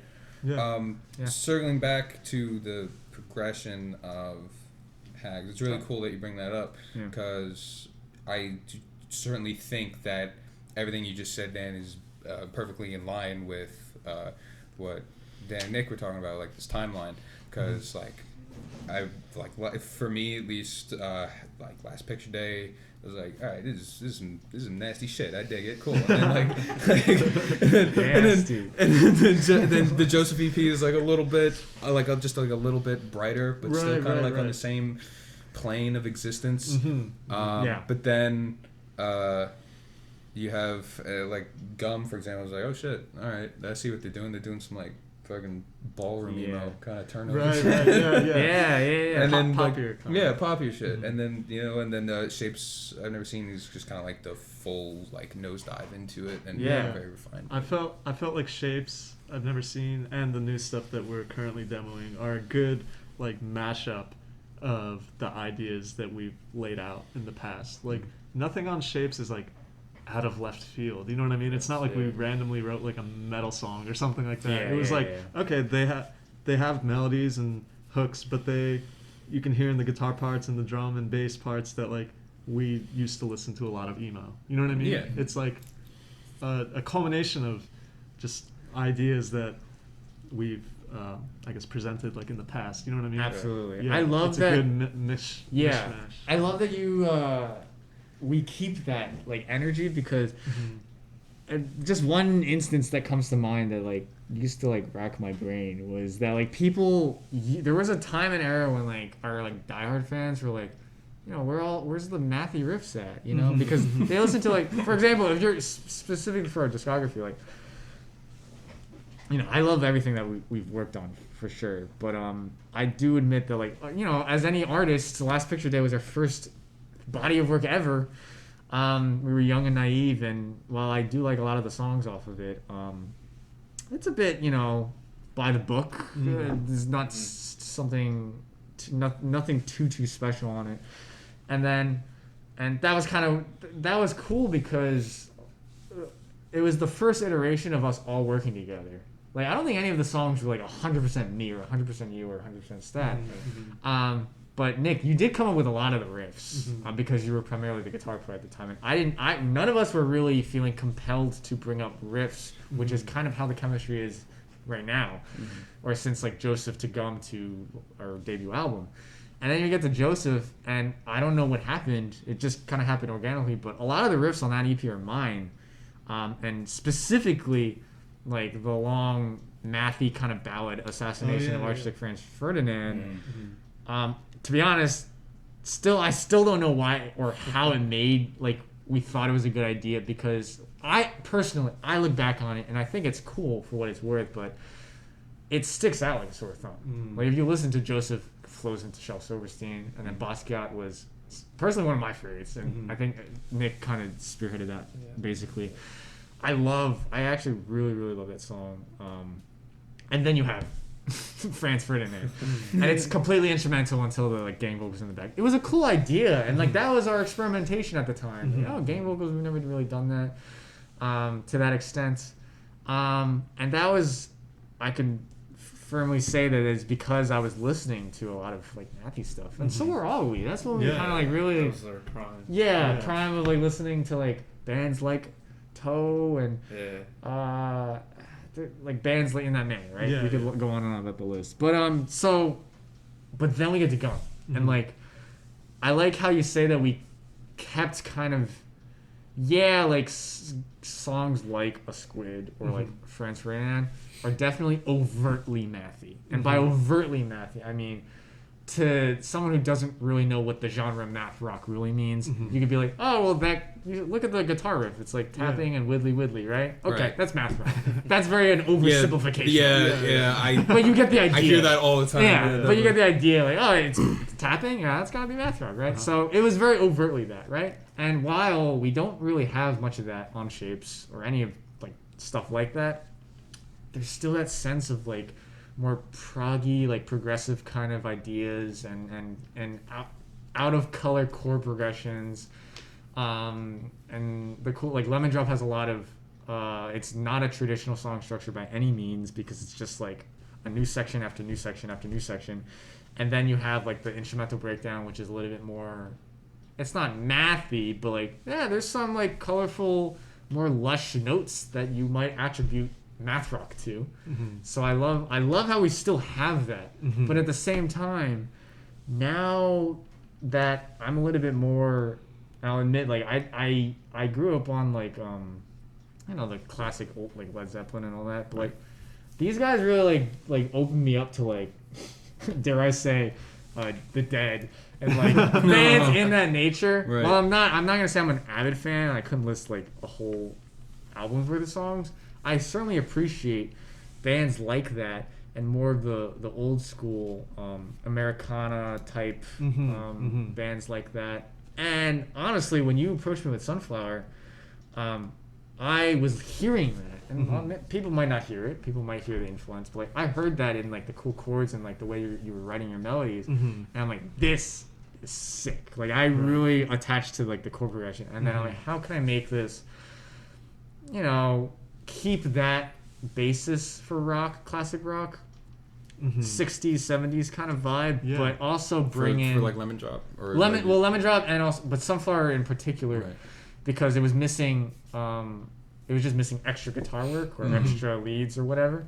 And then I took that and like, I'm not gonna say the leads I came up with that are mathy, but like there's like there's two harmonies going back to back, and like you hear that lushness that accentuates your chord progression, and like I said before, people can attribute that to math rock or like the types of jazzy even chord progressions or more out there chord progressions that people use. So I think that's really cool because like you just said, like we've kept the mentality or the old ways in a way, not like obviously, but like in Squid or whatnot, but Shell Silverstein is a great example because it does have those licks and whatnot, but I think that's probably the song from our older catalog that probably closely relates to more of the songs on Shapes I've Never Seen. Like even the stuff in Lemon Drop kind of reminds me of Shell Silverstein. Yeah, in a different way. Yeah, it's kind of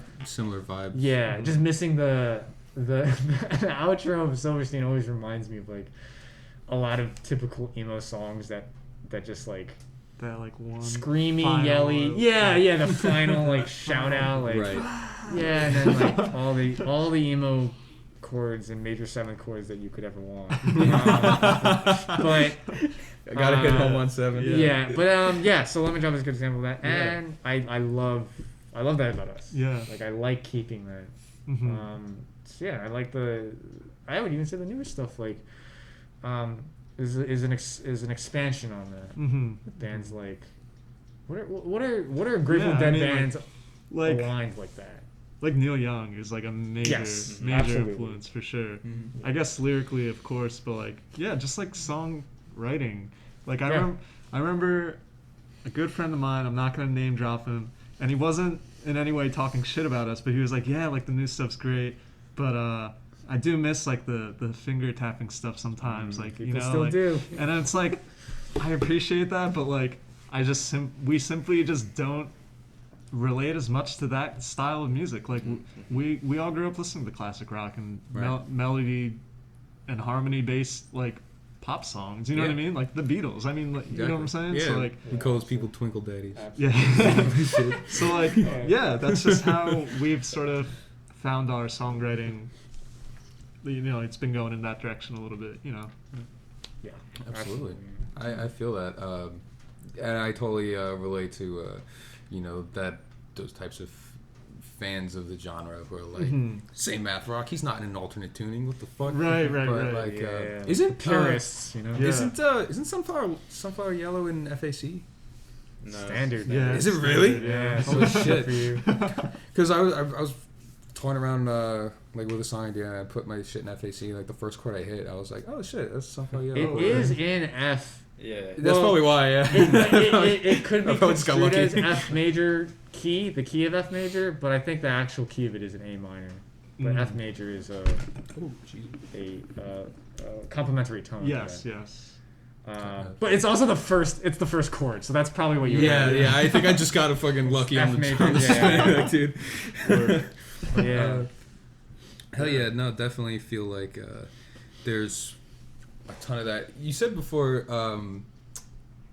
most of the like riffs or ideas from Last Picture Day was Nick, and then I think Joseph so. was mostly like kind of your idea. When I say that, I'm trying to be as technical as possible so that everyone gets due credit for due credit, right? So there's Armen.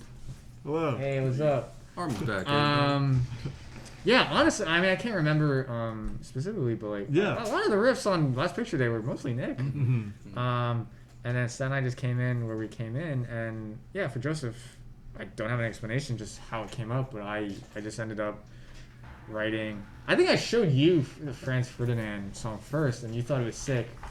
Right. Because I think at the time, me and you were really aligned musically to the math rock scene at the time, like bands like Trico and Tricot or Trico, and then there's another math rock, Light, right? Yeah, Light. They're very good. Bands like that. So like, I ended up writing the whole thing, and then I guess we were okay with it, so we ended up doing it. And then Shel Silverstein was another one where I wrote completely by myself. But then Nick came up with Joseph after the fact because he thought that needed an intro, and I'm like, that's a cool idea. So that's why it fades into the Interesting. Yeah. Joseph actually fades into the show.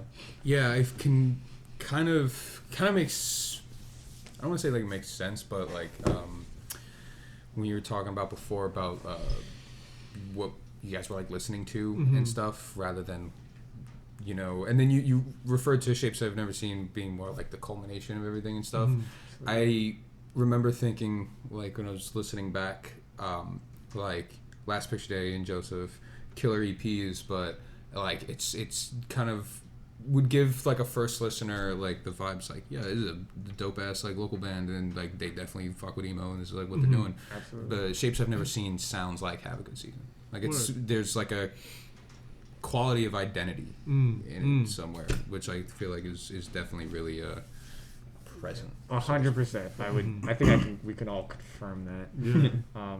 From the insider perspective. Just simply because of the timeline, what stage of life we were all at when Last Picture Day came out, Joseph. And it's kind of cool. Like Gum, I don't even know, like Nick, Gum was kind of just a song that you just wrote on a whim. Yeah.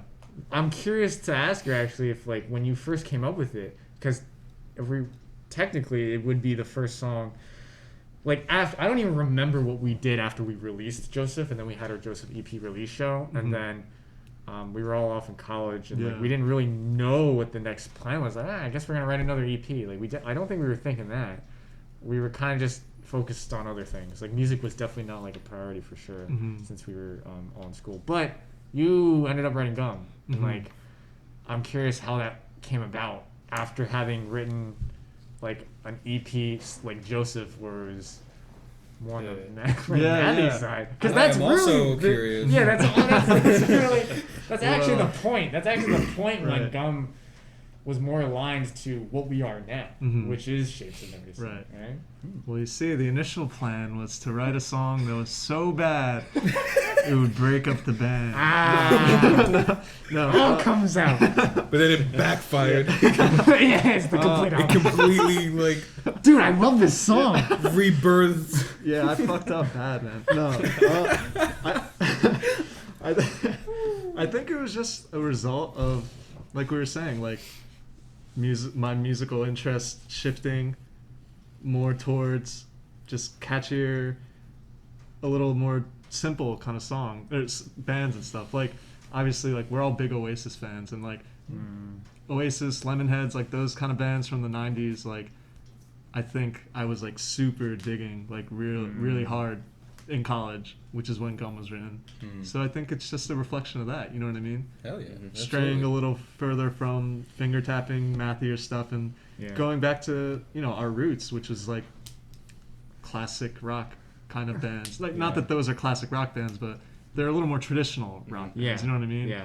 Like big choruses and just chords instead of like twinkly kind of stuff. Yeah. And I think that's where Gum came from. I was definitely pleasantly surprised because we never really had at the time, like we really never had any discussions about like what's our brand, like what are we trying to like, do we want to switch genres, like we never had like silly questions like that, right? But in the back of my mind, like I was thinking like, oh, what's next for us, like and I definitely was pleasantly surprised, and I was actually surprised at how surprised I was because I admittedly like I may have fallen to that stereotype of like not liking like popular music or like Lady Gaga and whoever falls into that category. Right now, I love it because I'm a little bit more aware and educated on music, so I can appreciate that. But with Gum, I still found like, so for example, like the chords. Like the chorus chords and the pre-chorus chords are very lush sounding. You're not just playing like power chords, right, or even just like riffs with power chords.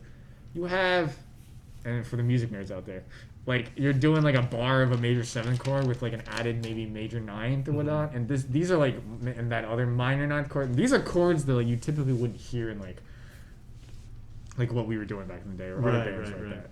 Yeah, dare say jazzy-esque kind of chords or more lush, and the fact that there wasn't any like tapping or licks or crazy stuff like that was completely okay, and like I didn't even notice. Like I was just like, yo, this progression, why is it so catchy? It's so catchy, and I'm like, that's why, because it's the chords and your melody that you came on top of that. So I instantly was like on board. And I think I can speak with Stat. Like you were, like we were all, and Stat always comes up with fire bass lines, so it does not matter, like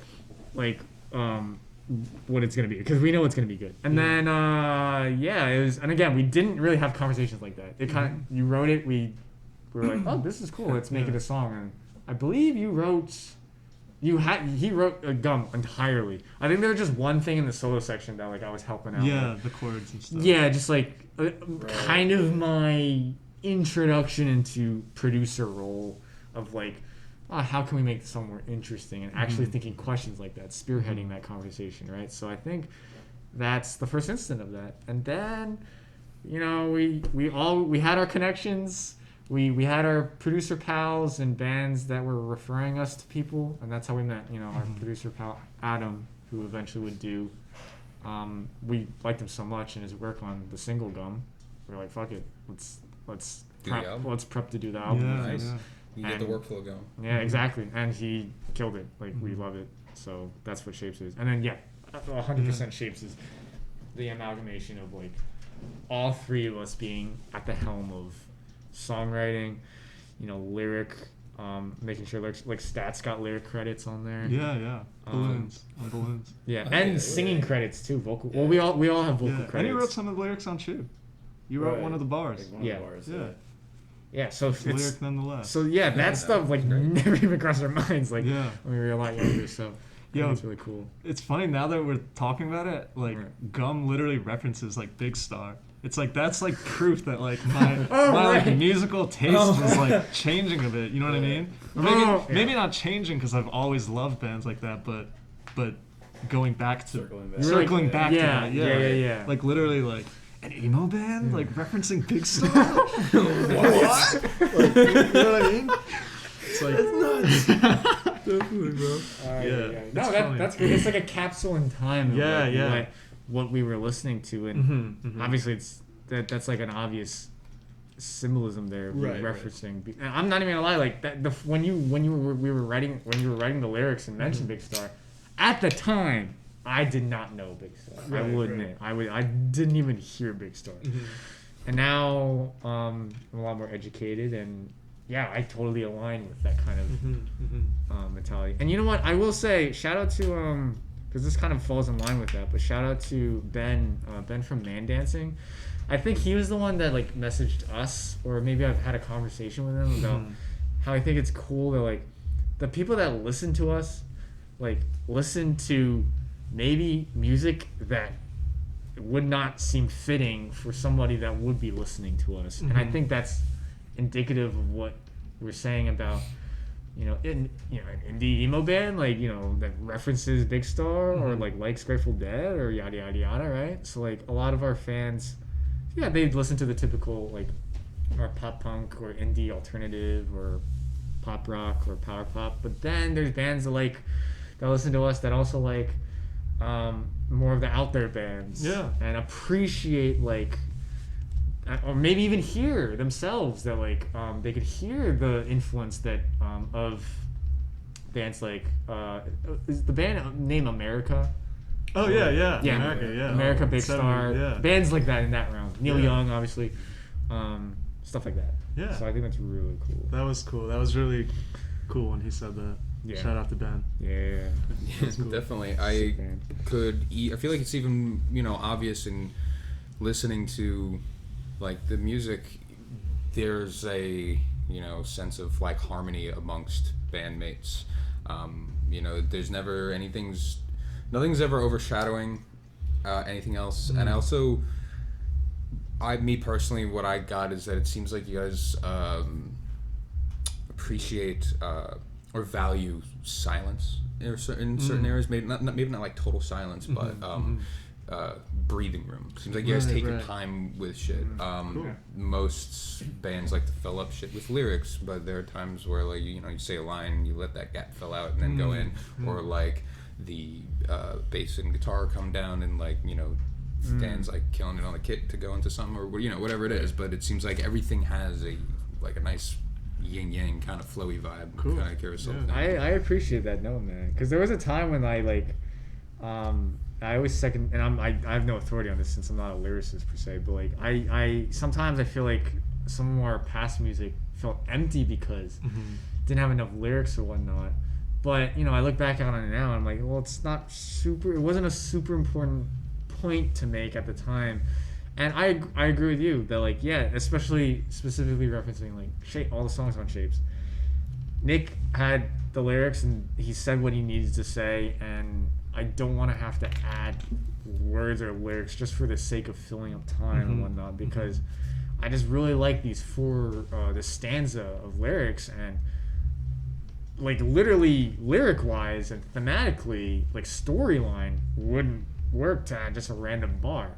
But also I think it's also cool that like we were saying before about lyrics, like it's not so that's not your writing style to write super specific stories, storytelling kind of style. So it's broad enough where if you added a line, no one would be the wiser. Like everyone would think like, oh yeah, that makes sense. But like to us, it's just like, no, we just added a line. And I'm like, that's not what I want to do. That's not. It doesn't feel right for us, the artists, right? Of course. So I think that's a good. I really appreciate that point because.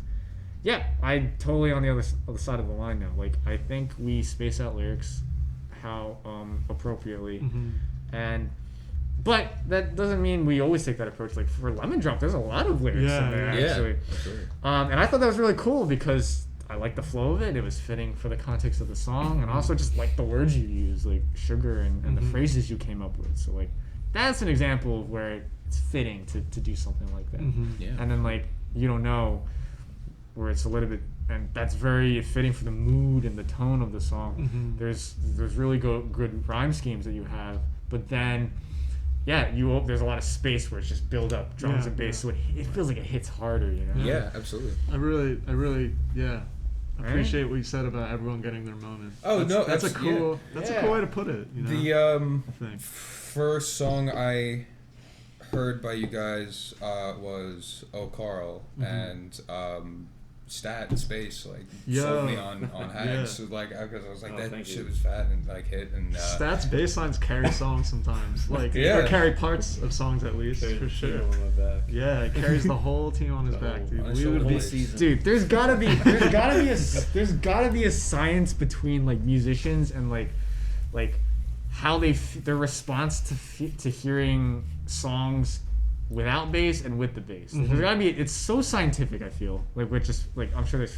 the frequencies are involved and just our human nature, but to that degree, like there his bass lines, especially on last picture day, like super I think was outshining honestly some of the stuff we were doing, like the drum stuff. I was still like kind of half learning drums at the time still, so I didn't really know what to do in the studio for a lot of this stuff. And then obviously after time and time and again into shapes. Yeah. The bass line was What, sick. Stat, what goes on in your head when what you're the in the heck, bass man? line? Shit. What are you thinking about?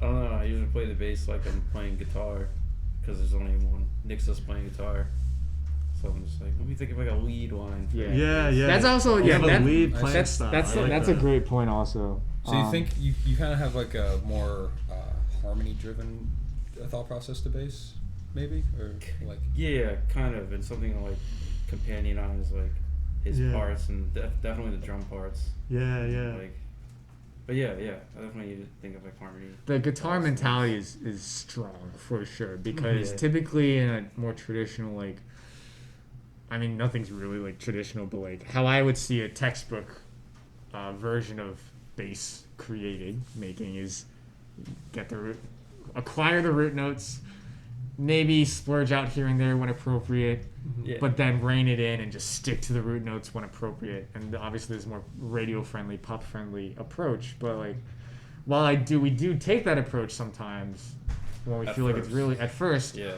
I mean, there's a lot of instances where Stat goes off the radar and he's doing riffs and licks, and like maybe at first I'm like, that's too busy, maybe cut that out or whatnot. But then I usually most always turn around like, actually, do that That's twice. actually You know what I mean? Do Do that twice again. Yeah. Yeah. So yeah, definitely for sure complements guitar lines, but doesn't overstep on anyone. Yeah. Yeah. That's my Nope. goal. yeah, exactly. As someone who's bassist first and foremost, I could say like the whole root note formula is like the bane of bassists' existence. Yeah. Sometimes, I can't do that. dude, I I can't cry. fucking do that. I'm also I got it fucking bad because I am. This is a terrible fucking habit to have, especially for a bassist. But I feel shit way too hastily. Like I'm very hasteful in shit. So like. You'll be playing something in 4/4, I'll feel it in 4/8, and like I shouldn't do that. It's a terrible habit, but and then I wound up like getting really into jazz music, so I can go off the rails. But if I'm at like an open mic night, I get called up to jam, and then everyone looks at me sideways. That's just how I lie to myself to be like, you just don't get it. But in reality, I just like have a tear. Or something. Yo, you guys should do a bass jam session. Oh one shit, day. okay. Then you can feed off each other. Only bass. I'll provide the beat. Yeah, Only some bass. beat, obviously. Dude, Bring my like, 12-string fretless. you got a 12-string fretless Yeah. for you're not fucking lying. Is that- Eight string. 8 string. Eight string. I was about to say 8-string 12-string fretless bass. I was like, I didn't even know they made that. Bro, he's got a 12. He's got a 12 neck bass. 12 neck. Yeah, dude. One string each neck. It looks like a sun. It just has like. No, it it's like, like it's all so- around. it's oh, all I was thinking of around. like a Yeah. comb. Like, Oh, it's okay. like The guy in shit. Cheap Trick has like a 5-neck Yeah. guitar or something. it's ridiculous. That's a novelty. Right? Yeah. I don't remember who asked me. Someone asked me this literally, like, I think yesterday or 2 days ago. It was like, what's the genuine benefit? Oh, it was last night. A dude asked at the pickle asked me like, yo, what's the benefit of having like a 2-neck guitar? And I was like, I don't fucking think anything. I think it's just kind of aesthetic. But Yeah. then I thought about it. I was like, if you can get creative with it, if you have like just a standard, like both necks are just 6-string, whatever, you can like have one tuned to standard and then another thing tuned Right. to alternate, or like have Yeah. different Yes. strings. And I stuff. feel like that's I never been- thought about that. Yeah, that's been a more modern approach for people that do have either double or triple neck. Mhm. I'm sure you guys know, most guitarists will know about Michelangelo Battio. Oh, The yeah. guy with who had he's kind of like it's kind of a gimmick and like whatever, right? Flashy. It was flashy and back then, dude. He had 2 guitar necks like this, so he could play, and he was good. He could do without picking. He could do just fretless and tapping, and he was ambidextrous, so he could do it with his left hand. But then he goes and makes a guitar that's like a pair of legs, and that's when the game over. Me. That's when I lost it. Legs? Yeah. Was it like kind of like a lap steel or a pedal steel? No, well, yeah. It's like 2 necks like protruding out. So it looks exactly what I'm describing. I think it's pretty bad. Yeah. And anyway. it's like on a stand or something? Yes, it's on a stand. It's on a is stand. it on a stand? Kind of like a pedal steel. It could like be on a stand, and you could just stand in front of it and just like here, and do whatever. Yes. It's like it goes out. Yeah. Oh, that's ridiculous. Yes. You got it. Don't make me describe it anymore. Okay, so that's ridiculous. However, one guy that comes to mind who I like, guitar legend is Steve Vai. Mm-hmm. Has done, he could be flashy at times and whatnot, but he's also a fucking legend. Everyone, any guitar can appreciate his work. But he had a triple neck. One was a 12-string electric. One was more for like a slide. It might have been tuned differently. And the third neck was more just like regular for shred. Mm-hmm. And there was a show he played. I saw a clip of him in like 2000 on the YouTubes. And it's him doing like a solo for like 10 minutes. It's like an opening intro solo, just guitar, him 10 minutes, and he utilizes the open chords of the 12-string, which sounded glorious, and then he would play the open tuning of the regular 6-string, and then he would just use a slide or an EBO-like device to do slide guitar on the third neck, and 10 minutes he did this, and like it did not seem boring or uninteresting at all. This guy fucking killed it. And then he goes into the song with the full band, and then this is when he gets his other bandmates to be capos for his guitars and put it on the frets. And it's flashy, but it's sick. Cool. Yeah. It's cool. He is one who like can get away with doing stuff yeah. because he knows how to play. Uh-huh. It's good. You ever hear that band L1011? Yeah. Yeah. I think like the main person in the band like has a double neck guitar, but one's a bass and one's a guitar, and that's rad. He like somehow plays them both at the same time. Like he finger taps like the guitar part and just like frets the bass. Yeah, part. if I was supposed to say like a bass, you can get away with just like playing. One. Sure. It reminds. There's a fucking what do you call it? What's his name? Also on the YouTube, Rob Scallon. He has he's got a. You see his fucking double necked guitar? That's a guitar and a bass, but it's not like a traditional double neck. It's one body. It looks like you take a bass and a guitar and then just like turn them on their backs, and it's like one thing. It's like it's so fucking inefficient. Wait, there's like strings on both sides of the neck? No, it's like you have like imagine like an acoustic guitar body, but it has 2 necks that are coming like up, and it's it's like reversed on the back. Yeah, one's a guitar and one's a bass. So you have to like I made a video with a friend of his like playing it, and you have to like they had to like put it on the floor and like crouch down and like be next to each other to like play both ends of it. It's like I don't know why he has that, where he had it from, but it's just unnecessary. It's creative. Dude, that stuff is like really interesting to me because that's like the modernization of like what we were just talking about. Like I don't know if Angus from AC/DC did any, if he had triple neck, or he probably had some sort of double neck. SG. Yeah, I'm pretty sure he's probably used it. So that was when it was like being popularized, I guess. And nowadays, if you just jump to today and in the future, like there's Rob Scallon, he's like, like a YouTuber and an influencer, and there's other bands like I can even think of people who I want to shout out. I think his name's Marcos, but he plays in a band called Standards, and like people align his music with like more on the Matthew type stuff and Covet, Chon, like those types of bands, TTNG.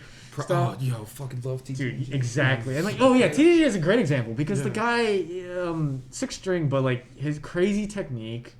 So Dude's tight. Yes, and he's like killer at it. And there's people that can do this stuff like that, and that's like stuff that like again I was listening to at the time when we were maybe writing a little bit more mathy kind of centric stuff. But obviously that's its own thing, and the skillful people will shine in that kind of genre. But I think it's really cool that like we're all connected like in a way, like so. And this is like so superficial, but like it still has significance to me. Is that like our Joseph our first two EPs were put out on vinyl for our good friend Joe Scala, plays in a bunch of sick bands. And Yeah, he you runs, get the double-sided one, right? Yeah, and he does Choke Artist. And he hooked us up, and the bands that he gets to be affiliated with Choke Artist are some like us, and then there's bands like I think Standards is affiliated to some extent. Bands like Floral.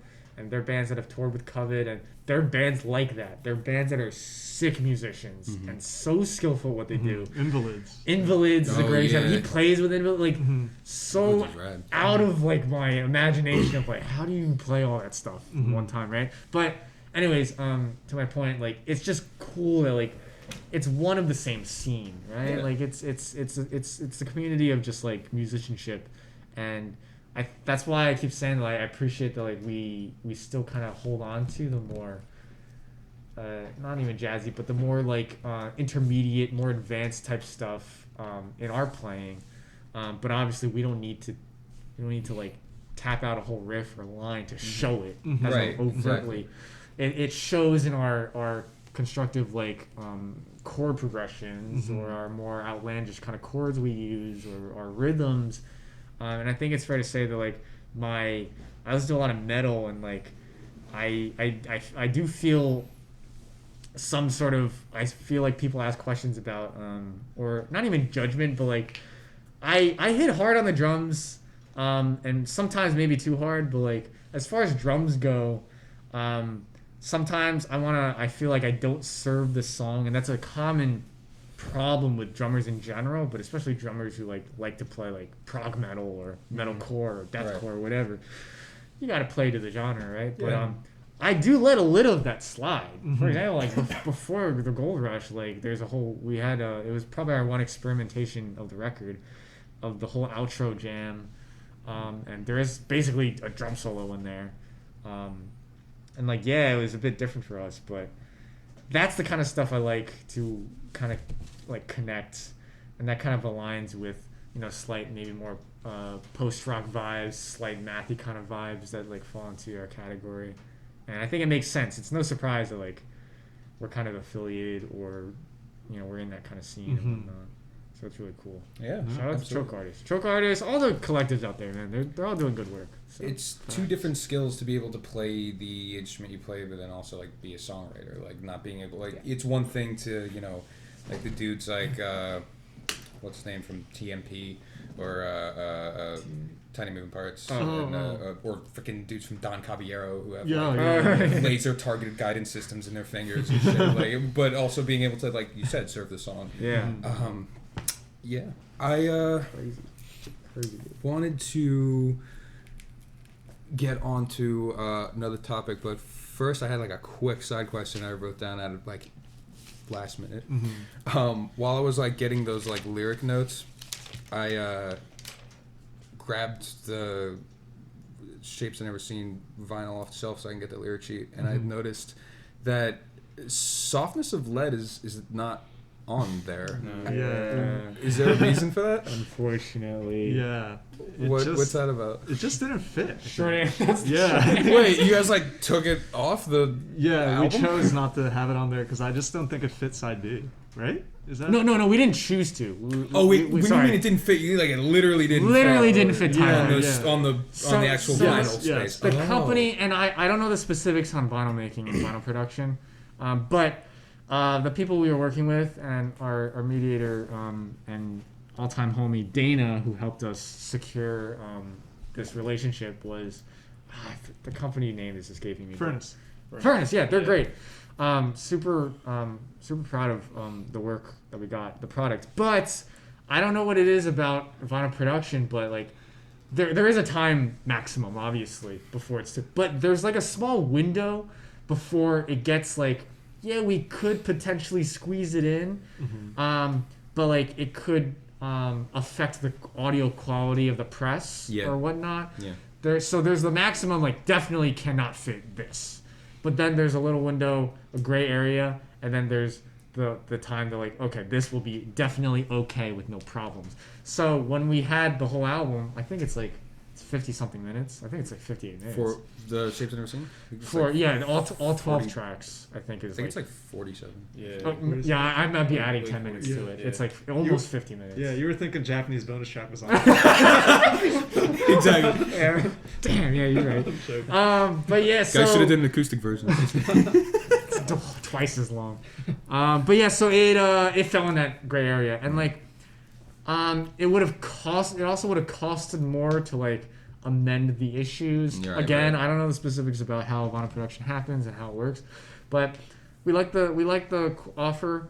We liked where we were at, and we didn't want to have to like change all the specifics and all that. So we were just like, the easy solution is to just cut a song. And So you guys had a choice. You had to choose a song to. yeah, either that or find another company that would amend the situation a bit. Honestly, cheaper. Like, we were looking for price. Price point was a big factor too. Right, vinyl would be expensive. Yeah, and definitely be expensive. So yeah, we had to actively choose a song that we wanted to cut. So when we were decided that that's the route we want to take, we cut a song, and y'all it was were hard, like, man. We don't want people listening to this albums like hearts to shatter into a million pieces. So let's take Softness of Lead out. And it's a shame because it actually is one of my. I would consider it the sleeper of the album. Mhm. Like, I think so. I mean, I love that it's. song. I think my favorite song is probably Lemon Drop. However, Softness of Lead stuck with me more than anything else. When I first listened to the album for the first time, I was in fucking Lowe's and I almost got into an accident while I was in the parking lot when I was listening to Softness of Lead. Damn, It it was took you out of reality, dude. dude, yeah. Oh, those tears in your eyes, you can Dude. see the wheel, man. That shit was like heavy. Thank you. But yeah, which is like, I don't want to go into too much because also like I don't want to hold you guys up too much. I don't know if you have any- That's all good, man. Storytelling in lyrics is just another. I think I wanted to bring it up before, but I forgot. Because you can have something as not like simple, but like kind of straightforward along the same lines of like what we're talking about with lyricism before, as like Ramine, where it's like you're like literally like point for point kind of describing like getting up and getting ready to go somewhere. But then like Softness of Lead hits up on and then it's where like that's like a fucking noir detective fucking sad like I don't even know, but like how did I just had to ask like how that came about. I'm curious If too, it's man. if it's kind of too personal, I don't know. like how much, where did the lyrics come from? or like just how that happened. I Right. guess the song. You Alright, do let not me have to answer. No, it's but- cool. Let me see if I can. I'm curious about something. Gather. My girlfriend, Kristen, is she was like interpreting it back when it first came out. She had her own interpretation of Softness of Lead about the Ooh. garden and like the whatever, right? So Cool. tell me. Okay. I want to hear her thoughts. I also one wanna day hear though. it. Next time. Sure. next time we link Because up. I She'll tell you in person. I kind of Word. interpreted it as like literal. I took it literally, Yeah, which okay. was like I think one of the Yeah. more dire parts of it to me at least. But. Okay, so I think it's those two songs specifically, Ramune and Softness of Lead. I wanted to like challenge myself a bit, in the sense that, like Ramune, like you mentioned, is like a story, like it's a linear kind of thing. It's like it goes through a person's day, basically. You know what I mean? It's pretty obvious and specific and stuff, and I wanted to try and write like a story. Like I never felt like any of our songs in the past were like fleshed out stories, like a chapter in a book almost. You know what I mean? And like we were mentioning earlier, like 70s like songwriting and stuff. Like Bruce Springsteen came to mind. Like he's like an amazing storyteller. Like so descriptive and just like, you know what I mean? Like he can put you in that place. You know, man? Right. So that's what I kind of wanted to try with Ramune. I wanted to write like an actual story, I guess. Keep it less vague and just a little more straightforward. So that's where Ramune came from. And I guess the lyrics are like partially inspired by what I mentioned earlier, like spending summer in Japan and stuff. Just those memories, you know, trying to make a story out of that. It's not 100% like factual, I guess, you know what I mean? Some of it is, I'd had fun with it, but yeah, I tried to write a story with that song. I think that was my goal there. Yeah, absolutely. And Definitely fruitful product. Word. But then, how did Softness of Lead come about? Softness of Lead. That song, I wanted to try and write a set of lyrics without using the word I. Like, Oh, really? I had this like weird like moment where I felt like some of the lyrics I was writing were too, I don't know, like putting myself at the center almost, like a little maybe too much ego. Right. Not ego, but you know what I mean? You kind of like, instead of like making a song from your perspective, like, and it kind of in the same vein of storytelling, like telling a story, but almost as a narrator. Yes. As from a third person. Yeah. That's how I listen to it. Yeah. Yeah, definitely. It sounds like a narration. Like it's just a crazy story. Yeah. So I didn't want to use the word I. I don't know what it was about it. I think maybe I used the word me in it at some point. Did, Yeah. But yeah, I didn't want the song to be about me. And then I would say like the lyrics for that one are maybe kind of like fabricated. They're just telling a story. Interesting. Like I hope so. I think there are like just inevitably like whatever I write is going to be inspired by emotions I felt. Like if I've felt heartbroken or if I've felt stoked on something, like that'll reflect in the lyrics. So even though that song is sort of a made up story, I guess you could say. Obviously there's real emotion behind it and stuff like that, you know what I mean? But it's not like I was in a garden with flowers and like I was like, oh, this would make a sick lyric. You know what I mean? It wasn't firsthand. You know what I mean? Yeah, of course. It wasn't. definitely. Not as more metaphorically. Exactly. Yeah. Just trying to paint a picture. You know. Yeah. But can you go deeper into the metaphor? So you're talking about a boy and a girl. Word. Yeah. And then someone's waiting for flowers for somebody. They're in a garden, and then they're just friends. So what would you think the metaphor is? Kristen got deep in this. Really? I really wanted to know, man. I was curious of the line. Oh God, what the fuck is it? So her thoughts shattered with the softness. Oh, of all lead. the thoughts in her head break away with the softness of lead. Yeah, I wanted to know what that was. Man, I'm giving away all my secrets today. You don't have I'm to. playing. I honestly, I imagine like pencil lead, like breaking, like when you press. Oh too hard. fuck. Okay. All right. Wow. So I I'm morbid. never That's the I'm morbid. I was literally thinking elements. Fucking bullet, you mean? I thought. Yeah, I did. I thought. I shit. thought this. Fuck. I thought. That's in interesting. In Oh my. my god, I never. No, I never dude. thought of that. In the picture that was painted in my head was that there was a dude. There was a dude waiting in the garden of this girl's house with flowers, but she shot herself upstairs and didn't come out. That's the shit that came up to me, and I was like, that's why I was. I was kind of treading on ice, wanted to ask that question because I didn't know where that came from. That's why I was like, now you have to ask. Now I see why you were so like you don't have to be. You were like, you don't have to get too specific. It's like I didn't know if there was something that like happened that I didn't want to like get personal. Oh shit. That's crazy. hilarious. Oh my god. Not that that's a funny thing. No, it's not. But I'm it's just relieved. I never even expected that. Holy That's a shit. great interpretation. It really I didn't think about is. that. You should be writing our lyrics, bro. bro. Songs would Holy be less. shit. Yeah. Pencil lead is great. Though. Yeah. That's fits her vibe, also though. incredible. Word. Like the softness of That's what I've always thought was the pencil. pencil lead. Or like, yeah. Wow, lead. Damn, I'm out here thinking like. Dude, lead. that's a crazy element. Yeah, I was really wrong. Shit. So anyway, so it's just like, at least in, I guess the artist interpretation, this is two people in a garden and it's just friends. Yeah. All right, right. Yeah, I can get behind that. Maybe like thinking that they were more than friends and the realization that they're not. Okay. Whether that's a sad feeling or whatever, it's just what it is sometimes. Yeah, I love how broad it is too. It doesn't get specific. Like, it's not like. I love the way you like write your phrases because, like I said, there's a bit of ambiguity to it, but it's also still describing something. They're in a garden. And, Right. The softness of lead is alluding to pencil lead now that we know. Right. But I love how it doesn't go too specific about now she friend zoned him, he friend zoned her. Like it doesn't matter. We don't need to know those stupid details. Right.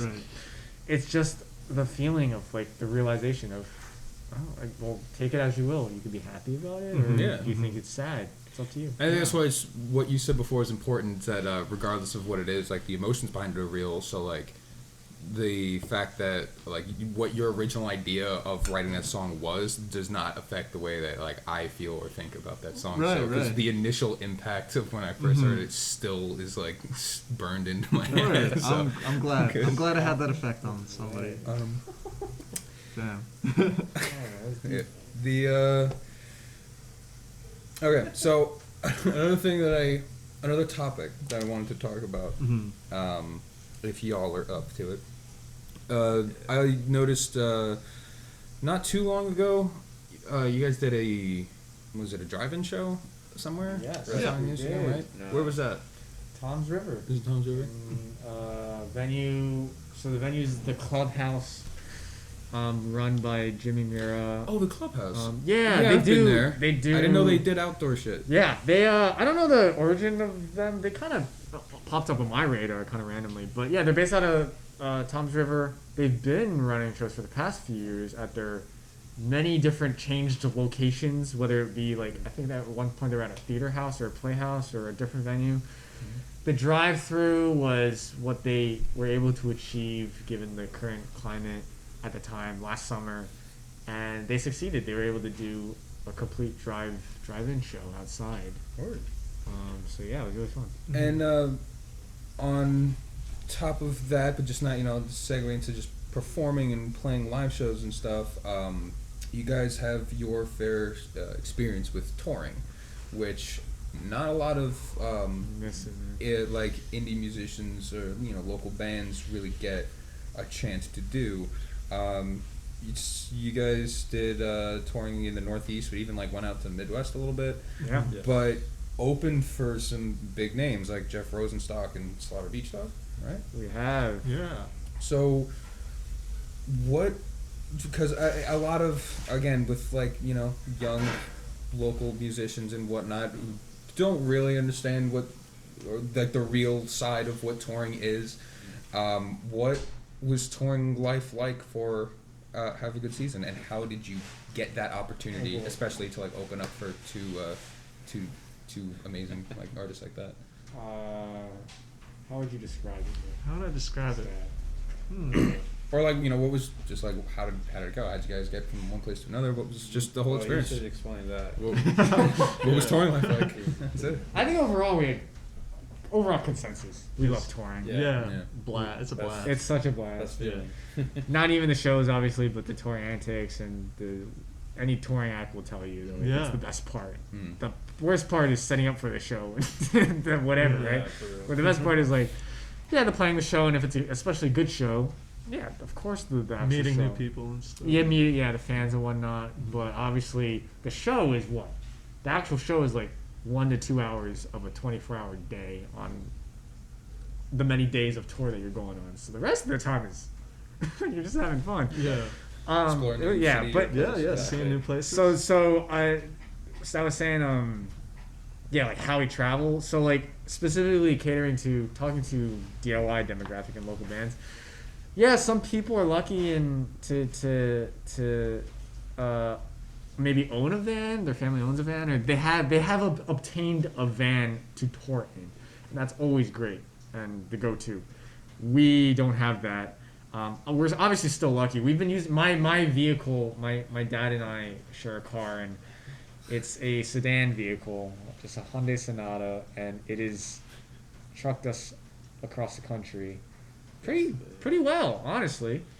But one might ask what's the gear situation, and like we typically, obviously we can't bring everything. We're lucky that we're just a 3-piece, so we don't have and we don't have like full stacks or big ass like drum sets and whatnot. Yeah, and you seems like you play a pretty conservative or concise kit. for the most part, so. I traditionally I would guess, but in the confines of maybe like our genre and like our local scene, most people play with 1 rack, 1 floor, Yeah. and then like 2 cymbals. They just need 1 ride and 1 crash. Yeah. I do happen to have multiple crashes and like an effect cymbal and then actually an extra floor tom.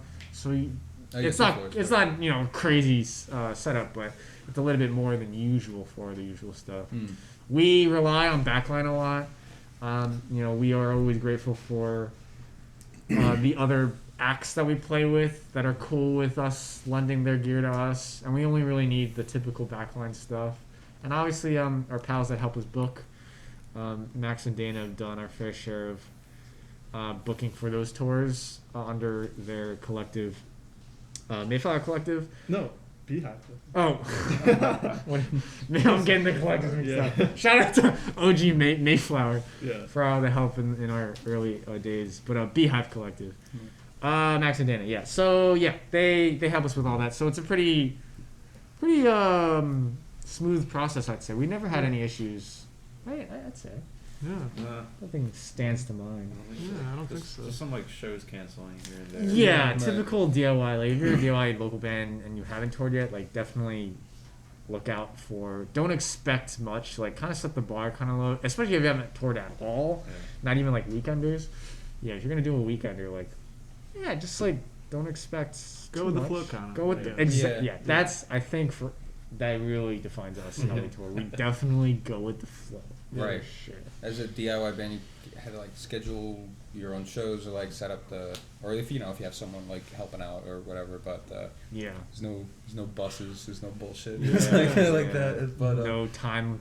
I mean, well, there's doors and whatnot, but there's no specific time when to leave and whatnot. And it's all on you. And you should. I think being grateful is a great attribute when touring because you meet a ton of people. Fans, promoters, bookers, yada yada yada. So, it is only benefiting you more and more if you're grateful and just personable to like anyone you meet on tour. True. And just show your grace and whatnot. Mm-hmm. What was the you mentioned Jeff Rosenstock? We did open for him, but I'm struggling to find. I think it was the Lanes. That was at the old Asbury Lanes. Yeah. Under his other projects? No, it was solo. It was him solo. But it was. He only had his first solo record out. Yeah. It was like right after I guess Bomb the Music Industry, and like he had put out his first solo record, and like I think that show just came about because like the Lanes were just like really personable and like always had open arms for like local bands, and I think they just needed a local act, and maybe we just. Knew someone. We knew some people who hung out and worked there, and it just came about like pretty organically. Was it our first time playing there? No, we played there like once before. Yeah, I think it was our second. It was probably just our second time actually playing the old lane. Yeah. Dude, that show was. That was a fun show. Yeah. And now the Lanes now is the Lanes now. Whatever. What can you do? I haven't been there yet actually. Really? I've walked in, but I haven't seen a show there yet. Oh shit. Oh okay. I saw Joyce Manor there. They were great. Nice. But, cool. Japanese breakfast. Were you there? No, I wasn't there for that one. That was good too. Things change, Yeah. It's all just be good. how Yeah. The next generation. Next generation. How many do you guys just do like? How many tours have Hags done? Interesting. Maybe like 3 main ones and then like a couple weekenders here and there. Right. I'd say four. I would 4. solid 4. The first time we've ever done like any kind of driving to locations, staying overnight, was two back-to-back weekenders. Hello. Hello. Hi, how are you? We have a surprise guest. For a long time. No, I believe that might be the landlord for this place. Interesting. Never met him. Get out. Get evicted on show. Two back to two back to back. So I mean, technically, if you want to be technical about it, wasn't really a tour because we did 2 weekends back to back. So we did the weekend and then it was 3 days, 3 shows, and then we went home for the week and then we did whatever. But we combined that to be like, this was our first. It was like a tour. Yeah. It was different a big spots little break. too. Yeah, exactly. So tour, and then we did the winter tour, and then we did the tour with Alex, the summer tour, and then that was our longest and biggest one. How long Midwest. How long? In 14? Yeah, it was like 14 days, 2 weeks. 2 weeks. 2 weeks. Where'd you guys head out to? Like, how big was the plot? We went as far out What to was the farthest we went? like Chicago. We didn't play Chicago, but we Oh, had some you were in friends. there. Naperville. Yeah, yeah. Which is like only like an hour away-ish from Chicago. Mhm. Where's Chris from? Oh, Milwaukee. Milwaukee, Okay. Yeah. Ohio. Dude, that was so fun. Ohio. Yeah, we hit all the usual spots like DC and Philly and Nashville. Oh yeah, we did play Nashville. that. Oh, Yeah. Nashville's a must. Atlanta. Dude, Yeah, Atlanta was a Oh, great that show. Yeah. So yeah, it was all the way to about closest to the midpoint. Yeah. Have yet to make it to the West Coast. Unfortunately, had some plans floating in there, but with COVID and with the last year Dude, being I- what it is. Yeah, bro. Yeah. The news broke to me. Dana told us that she was looking very promising. Uh-huh. Like she was killing it booking this tour for us. It was a full US, and then Yeah. but it's all good. We try not to Yeah. think about that too much. Yeah. There's always the future. Yeah, Of exactly. course, yeah, man. It's been like the common theme. It's like this podcast only started in like November and shit. So, but like the sad stories of like all this great shit was about to happen until like Yeah. Yeah, Yeah. I'm sure everyone has. Yeah. everyone's got some Everyone's shit. got that- a story. Yeah, we were in the band I was in like over the summer and shit. I think we were like kind of setting up a show that I thought you guys were gonna play. We were until this shit hit. I think there was a show being set up there, like it was gonna be like us, and I thought I heard the Hags was gonna play with like Teenage Halloween. Or Do you know something where it like was? that. Fine. I think it was in Red Bank somewhere, but Quite possible. I don't know. Possible. But that be how it be. Yeah. We'll be back though. I mean, the shows are booked, man. Tours are booked. Like I see it. Like artists. Yeah. I'm super curious on how the logistics are gonna play out. Festivals are booked already, That's so wild. Yeah. it's pretty crazy. You see like shows and tours, but not. But we never know. Like, it's still from November 2021. It's still past the summer. What is that? 5 more months? 6 more months? You never know Yeah. what could happen in Yeah. that More time. than that. Mm-hmm. Get a fucking holiday weekend in there somewhere, maybe. I don't know. Yeah. But, Yeah. But yeah. well, is there anything else you guys want to talk about? Hmm.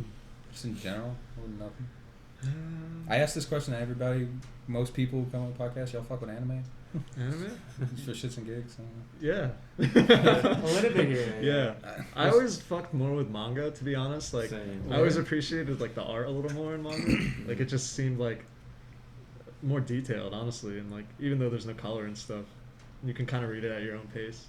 I enjoy that a little more than anime. But yeah, I fuck with anime. I was watching One Piece today, Oh my god, fucking. but there's like 800 episodes. I was so about to I say- I had like no idea what was happening. So. It's my buddy Rob told me the other day. He was like, "Dude, I see started One Piece, and he's going through the whole thing. I'm like, I'm not gonna see you again. And it's like 900 episodes. How Yeah. you have fucking time, man? Yeah. Like to do some shit like that. I just have it on the mind. I just finished. I'm fully caught up with My Hero Academia, so Word. I have like anime on the mind. So. Cool. I feel you.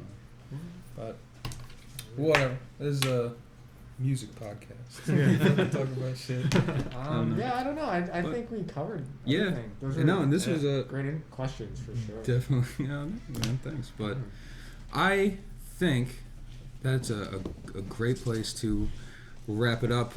Socials. You guys just have a good season on Instagram. Have a good right? season on Facebook, Instagram, Twitter.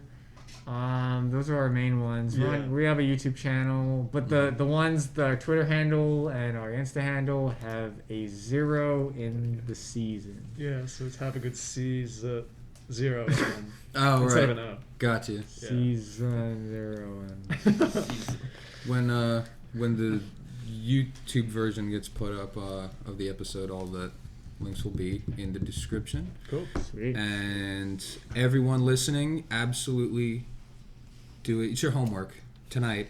Go home, listen to Shapes I've Never Seen by Hags, and everything else. And absolute huge thank you to the boys here for driving out Thank you. to just Thank chill you, with us. bro. Thank for- you. Yeah. It's a lot of fun. It really was. Yeah, and you guys are absolutely welcome back anytime you want. You would want to definitely chop yeah. it again at some whatever fucking Cool, point. yeah. But I Next got bass album. song. Next Next album. album. We'll have a lot more to talk about. Yeah, Oh yeah, absolutely. absolutely. I want to know it's good. Cool. And to everybody listening, you guys get home safe. And if you're not home, or call me. I don't care. Call me. Have a good night, everyone. That was that. Woo. Peace. Bye bye. Is this a light fixture?